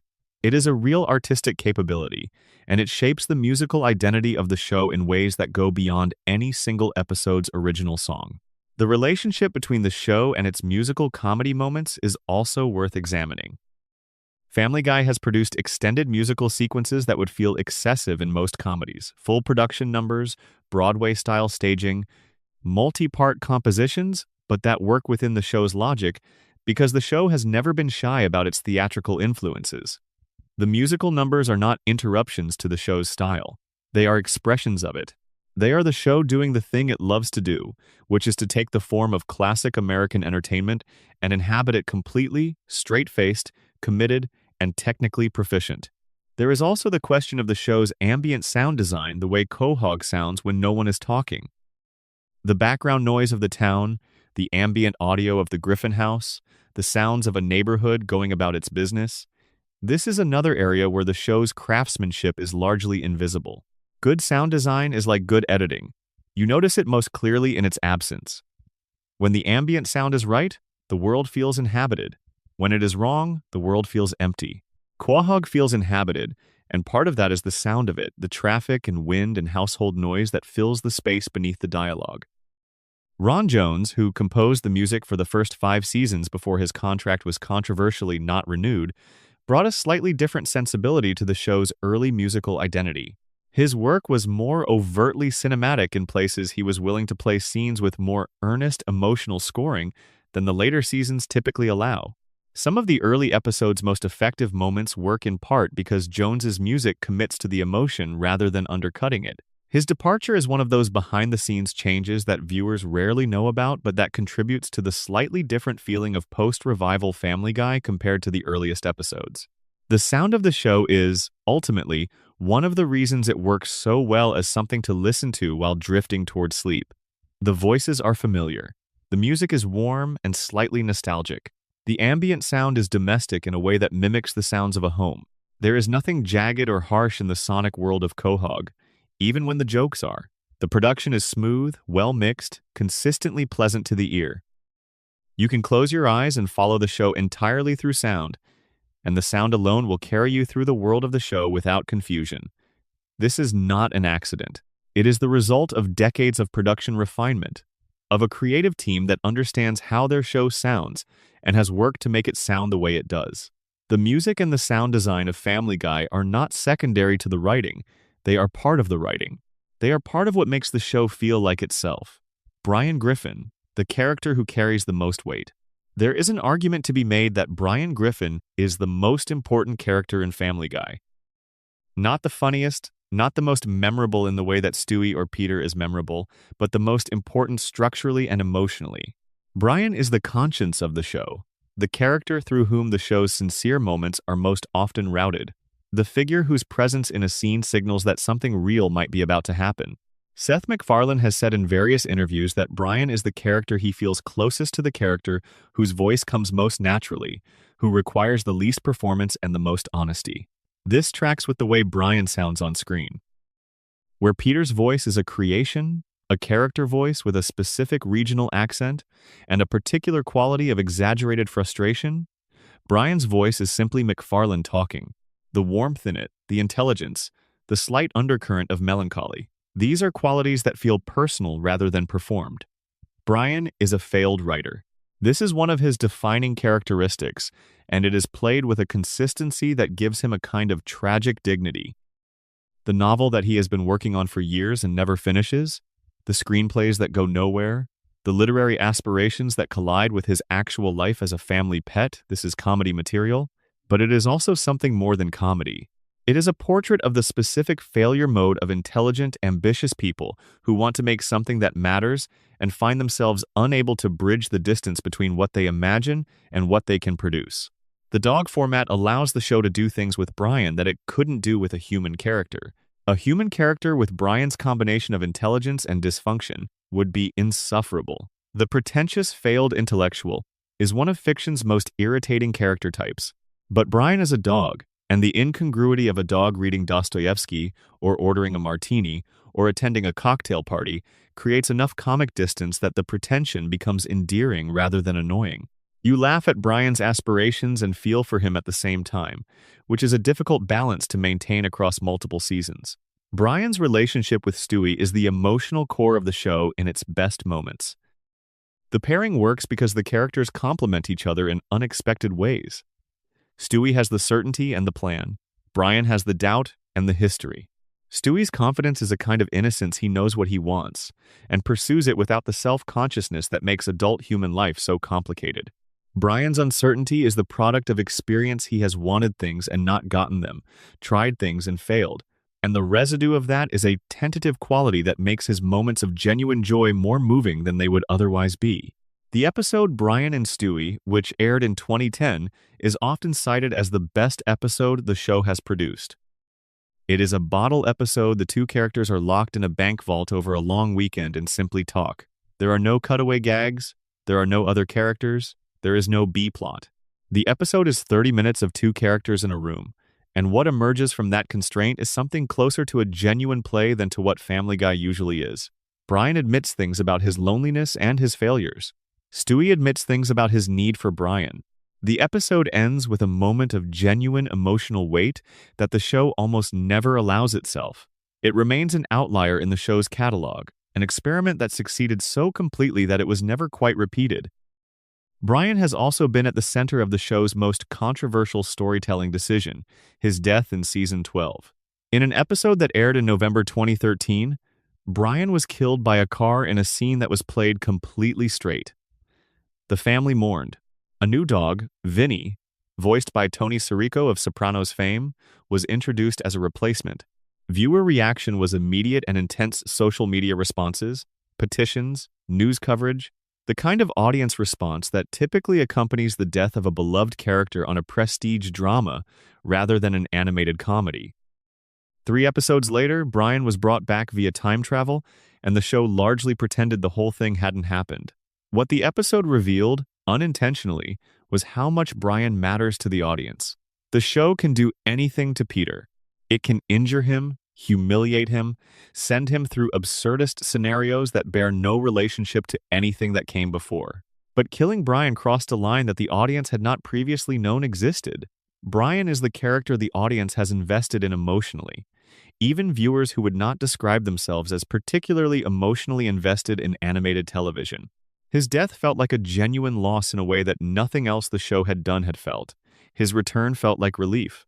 The whole episode remains a fascinating case study in how audience attachment works and how a character can accumulate emotional weight so gradually that even the audience doesn't fully understand how much weight there is until it is suddenly gone. Brian's love of jazz, his pretension about literature, his failed relationships with women, his complicated relationship with alcohol, these details accumulate across hundreds of episodes into a portrait that is genuinely specific. He is not a type, he is a character. The type, the failed intellectual, the charming alcoholic is familiar, but the specific combination of qualities, rendered in MacFarlane's voice across all those years, produces something that transcends the type. Brian Griffin is a particular being, recognizable from any angle, present in a way that goes beyond the jokes his scenes are built around.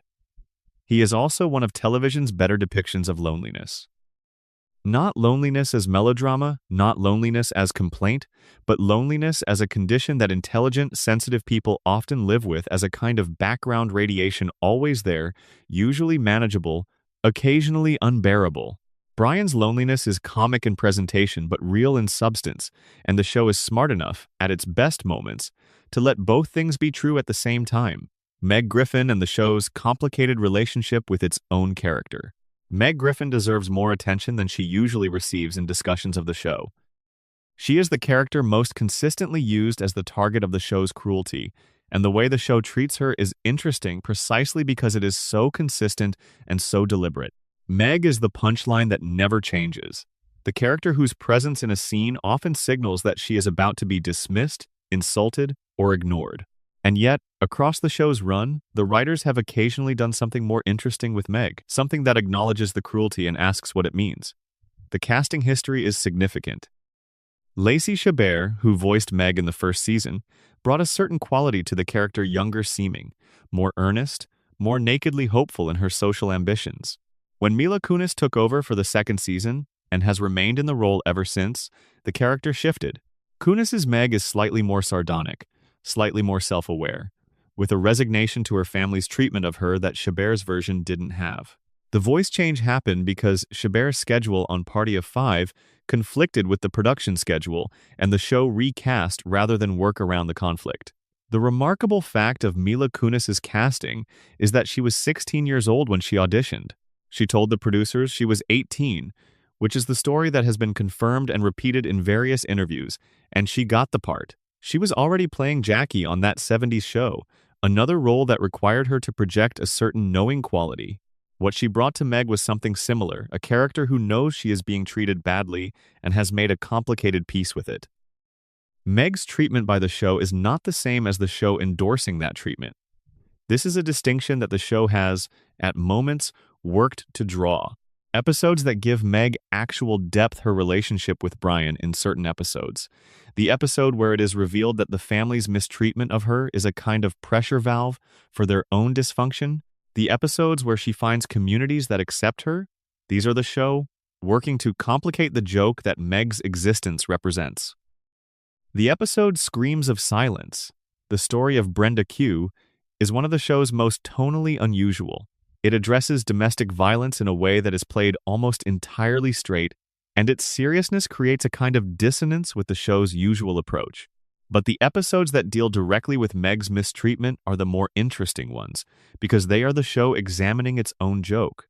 The cruelty toward Meg is a structural element of the comedy, and occasionally the show pulls back and looks at that structure rather than simply repeating it.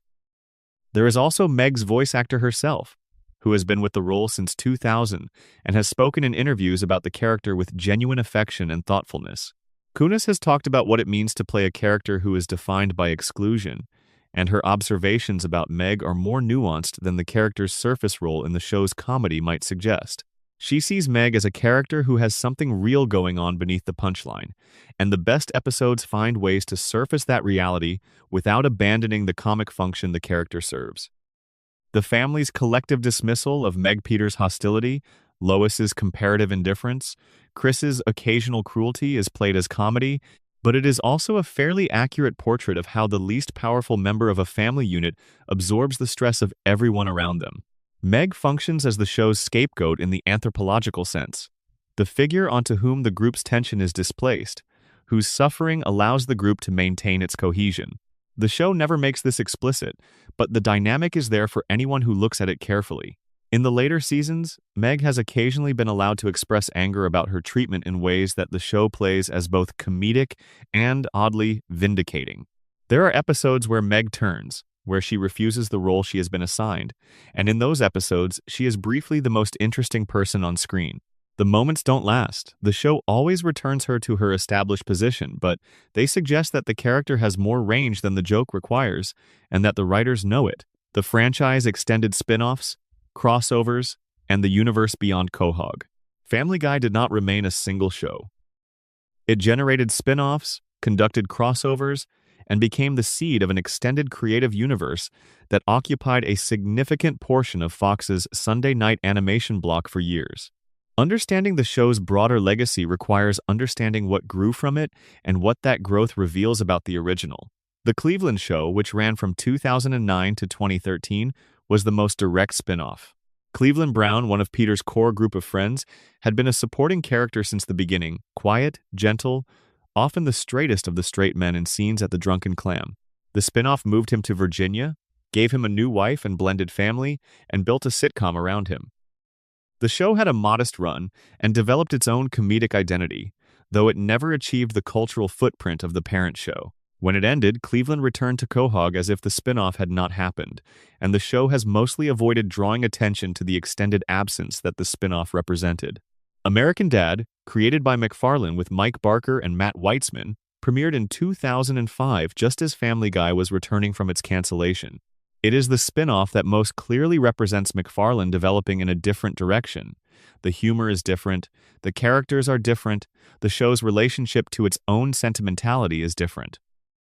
Where Family Guy is built on the infrastructure of cutaway gags and pop culture reference, American Dad builds its comedy more from character and situation. CIA agent Stan Smith is, in some ways, the character type that Peter Griffin gestures toward the authoritarian patriarch, the man who is certain about things he shouldn't be certain about, but American Dad plays Stan's certainty with a different rhythm, allowing the show to make actual political points that Family Guy's more anarchic sensibility tends to avoid. American Dad has, over time, developed a reputation among animation enthusiasts as the more consistently crafted of the two shows' tighter plotting, more willing to commit to extended scenarios, more interested in the emotional lives of its characters. MacFarlane's involvement with American Dad has diminished over time as his film and television career expanded, but the show has continued and has built a loyal following that sometimes overlaps with Family Guy's audience and sometimes doesn't. The Simpsons crossover event in 2014, The Simpsons Guy remains the most significant crossover in animated television history in terms of cultural weight. The two shows had spent decades in a complicated relationship. The Simpsons clearly preceded Family Guy, and Family Guy clearly owed debts to The Simpsons. And this relationship was acknowledged, sometimes warmly and sometimes less warmly, in both shows' dialogue over the years.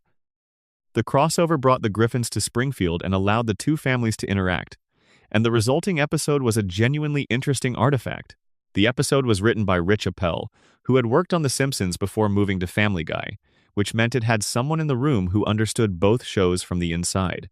The jokes about the relationship between the two shows, the plagiarism trial, comparisons between Peter and Homer, the way Bart and Meg interact were self-aware in a way that required the shows to look at themselves honestly. Homer and Peter's fight is one of the episode's set pieces, extended to absurdist length, which is exactly the kind of meta-commentary the moment called for. Fred Flintstone appearing as the judge at the plagiarism trial was a touch that acknowledged the entire tradition of animated family sitcoms rather than just the two shows in the episode. The crossover worked because it was approached as a genuine creative project rather than a marketing exercise. Both shows put real effort into making the episode coherent and funny. The result is something that fans of either show can watch and find worthwhile, which is a harder thing to achieve than it sounds. The planned Stewie Griffin spin-off, announced in 2025 for a 2027 to 2028 premiere, represents the next phase of the franchise's expansion. The spin-off will reportedly focus on Stewie in a different setting, with opportunities to explore the character's development without the constraints of the family dynamic that has defined him for 25 years. How this will work, whether the character can sustain a full show without Brian as his foil, without the Griffin house as his backdrop, remains to be seen. The announcement itself signals that the creative team and Fox believe there is still more territory to explore in the world they have built. There are also the direct-to-video productions Stewie Griffin, The Untold Story, released in 2005, which was essentially 3 short episodes edited together into a feature-length special. This was produced partly to capitalize on the DVD market that had been so significant in bringing the show back from cancellation, and partly as a way to tell stories that wouldn't work in the regular episode format. The special has its advocates among fans, particularly for a sequence involving an older version of Stewie that gives the character an unusual emotional depth. The Blue Harvest special in 2007, which retold the original Star Wars film with Family Guy characters, was a different kind of extended project, a genuine parody with real production values, negotiated with Lucasfilm and produced with the kind of care that signaled Fox and the show's producers understood they had something worth taking seriously. The special's success led to 2 sequels, completing the original trilogy. These are the episodes most often cited by fans as examples of the show operating at the height of its technical ambition, lavishing resources on a project that clearly mattered to everyone involved. The business of Family Guy merchandise, licensing, and cultural economy. It is easy to forget, in a discussion of characters and episodes and creative decisions, that Family Guy is also a very large commercial enterprise. The show has generated billions of dollars in revenue across its run, through advertising, syndication, home video, streaming rights, and merchandise. Understanding this commercial dimension helps explain some of the decisions that pure creative analysis might find puzzling. The merchandise catalog is extensive. Figures, clothing, accessories, home goods, novelty items, the Family Guy brand has been applied to an enormous range of products. The characters, particularly Peter, Stewie, and Brian, are recognizable enough that their images function as shorthand on merchandise in the way that only the most iconic characters can. A shirt with Stewie's face on it communicates something specific to anyone who sees it, and that communicative efficiency is economically valuable. The DVD market was, as noted earlier, a significant factor in the show's revival. The DVD releases of the first 3 seasons sold at volumes that were remarkable for animated television at the time, and the message Fox received was clear. The audience existed, it was large, and it was willing to pay. The streaming era has transformed. This dynamic physical media is a much smaller market than it was in 2004, but the principle remains the same. Measuring audience demand through purchase behavior rather than traditional ratings was an early indicator of how the media landscape would shift. Syndication has been another major revenue stream. The show's episodes, of which there are now more than 400, are in constant rotation on various television platforms. Adult Swim's role in the show's history is not just about the revival, it is about the ongoing relationship between the show and cable syndication, which introduced the show to multiple generations of viewers who encountered it at 2 in the morning on a Tuesday, rather than during its original Sunday night broadcast. The streaming negotiations as the industry shifted to digital distribution were significant. Netflix held the streaming rights for a period. Hulu has had the show. The show's digital availability has been managed in ways that reflect the ongoing negotiation between content owners and platforms that defines the current entertainment economy. None of this is particularly glamorous information. The business side of television is rarely what draws viewers to a show or what keeps them watching. But the commercial infrastructure is what makes the creative work possible, and the specific shape of that infrastructure, the DVD sales, the Adult Swim reruns, the streaming rights, the merchandise has shaped the show's history at key moments. The show's current deal, extended through season 27 and 2029, means that Family Guy will have been on the air in one continuous or near-continuous run for 30 years by the time that contract concludes. 30 years is long enough to span generations. There are people watching Family Guy now who were not born when it premiered. There are people who grew up watching it in syndication who are now in their 30s. The show has become, without anyone particularly planning for it, a multi-generational cultural artifact. What endures, why people come back.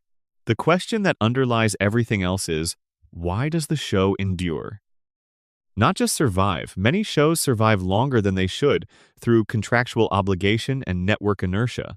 Why do people genuinely come back to Family Guy, season after season, rewatch after rewatch, in the middle of the night when they can't sleep? Part of the answer is habit. The show has been around long enough that for many viewers, it is simply part of the furniture of their media lives. They grew up with it. It is the thing that is on, reliably, whenever they want something that requires no active engagement. The comfort of the familiar is real, and it should not be dismissed as a lesser form of appreciation. There is genuine value in having a show that you know, that requires nothing from you, that will be there whenever you need it. Part of the answer is the jokes. Whatever criticisms can be leveled at the show's later seasons, whatever debates exist about the quality of the writing, the show still produces jokes that land. The cutaway format means that any given episode contains dozens of attempts at comedy, and even if the success rate is lower than it once was, the volume means that most episodes contain moments that are genuinely funny. Comedy is a renewable resource when the delivery system is reliable, and the voices of Family Guy are one of the most reliable delivery systems in television. Part of the answer is the characters. Not just liking them, though many viewers do like them, but knowing them. After hundreds of episodes, the characters are known quantities in the fullest sense. Their voices are in your head. Their reactions to situations are predictable in the way that the reactions of people you know well are predictable. You know what Peter will do before he does it, and the satisfaction of the correct prediction is its own small pleasure. Part of the answer, for the viewers who engage with the show most deeply, is the world. Quahog is a place with specific textures and a specific history, and spending time in it has the quality that spending time in any richly imagined fictional world has the feeling of visiting somewhere real. The accumulated detail of 2.5 decades of episodes has produced a world that is more complex than any single episode shows, and that complexity rewards the kind of lateral attention that devoted viewers bring to it. The Easter eggs, the continuity threads, the behind-the-scenes knowledge, the voice actors' histories, the production stories, the near misses, and the cancellations, and the comebacks. All of this context enriches the experience of watching the show for people who know it. The show is not just the show.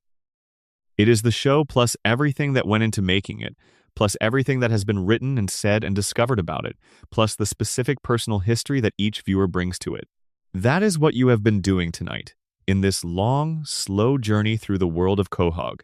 Not just revisiting the show, but understanding it more fully, adding context to familiarity, turning the known into something slightly better known. The light in the Griffin house is on. It will be on tomorrow night. It has been on for 25 years, and for a while longer it will keep burning that particular yellow glow from the windows of 31 Spooner Street, casting light on the street outside. The same street you have always known, In the town you have visited so many times that it feels, in some small but real way, like yours? That is enough. Rest now. The show will still be there when you wake up.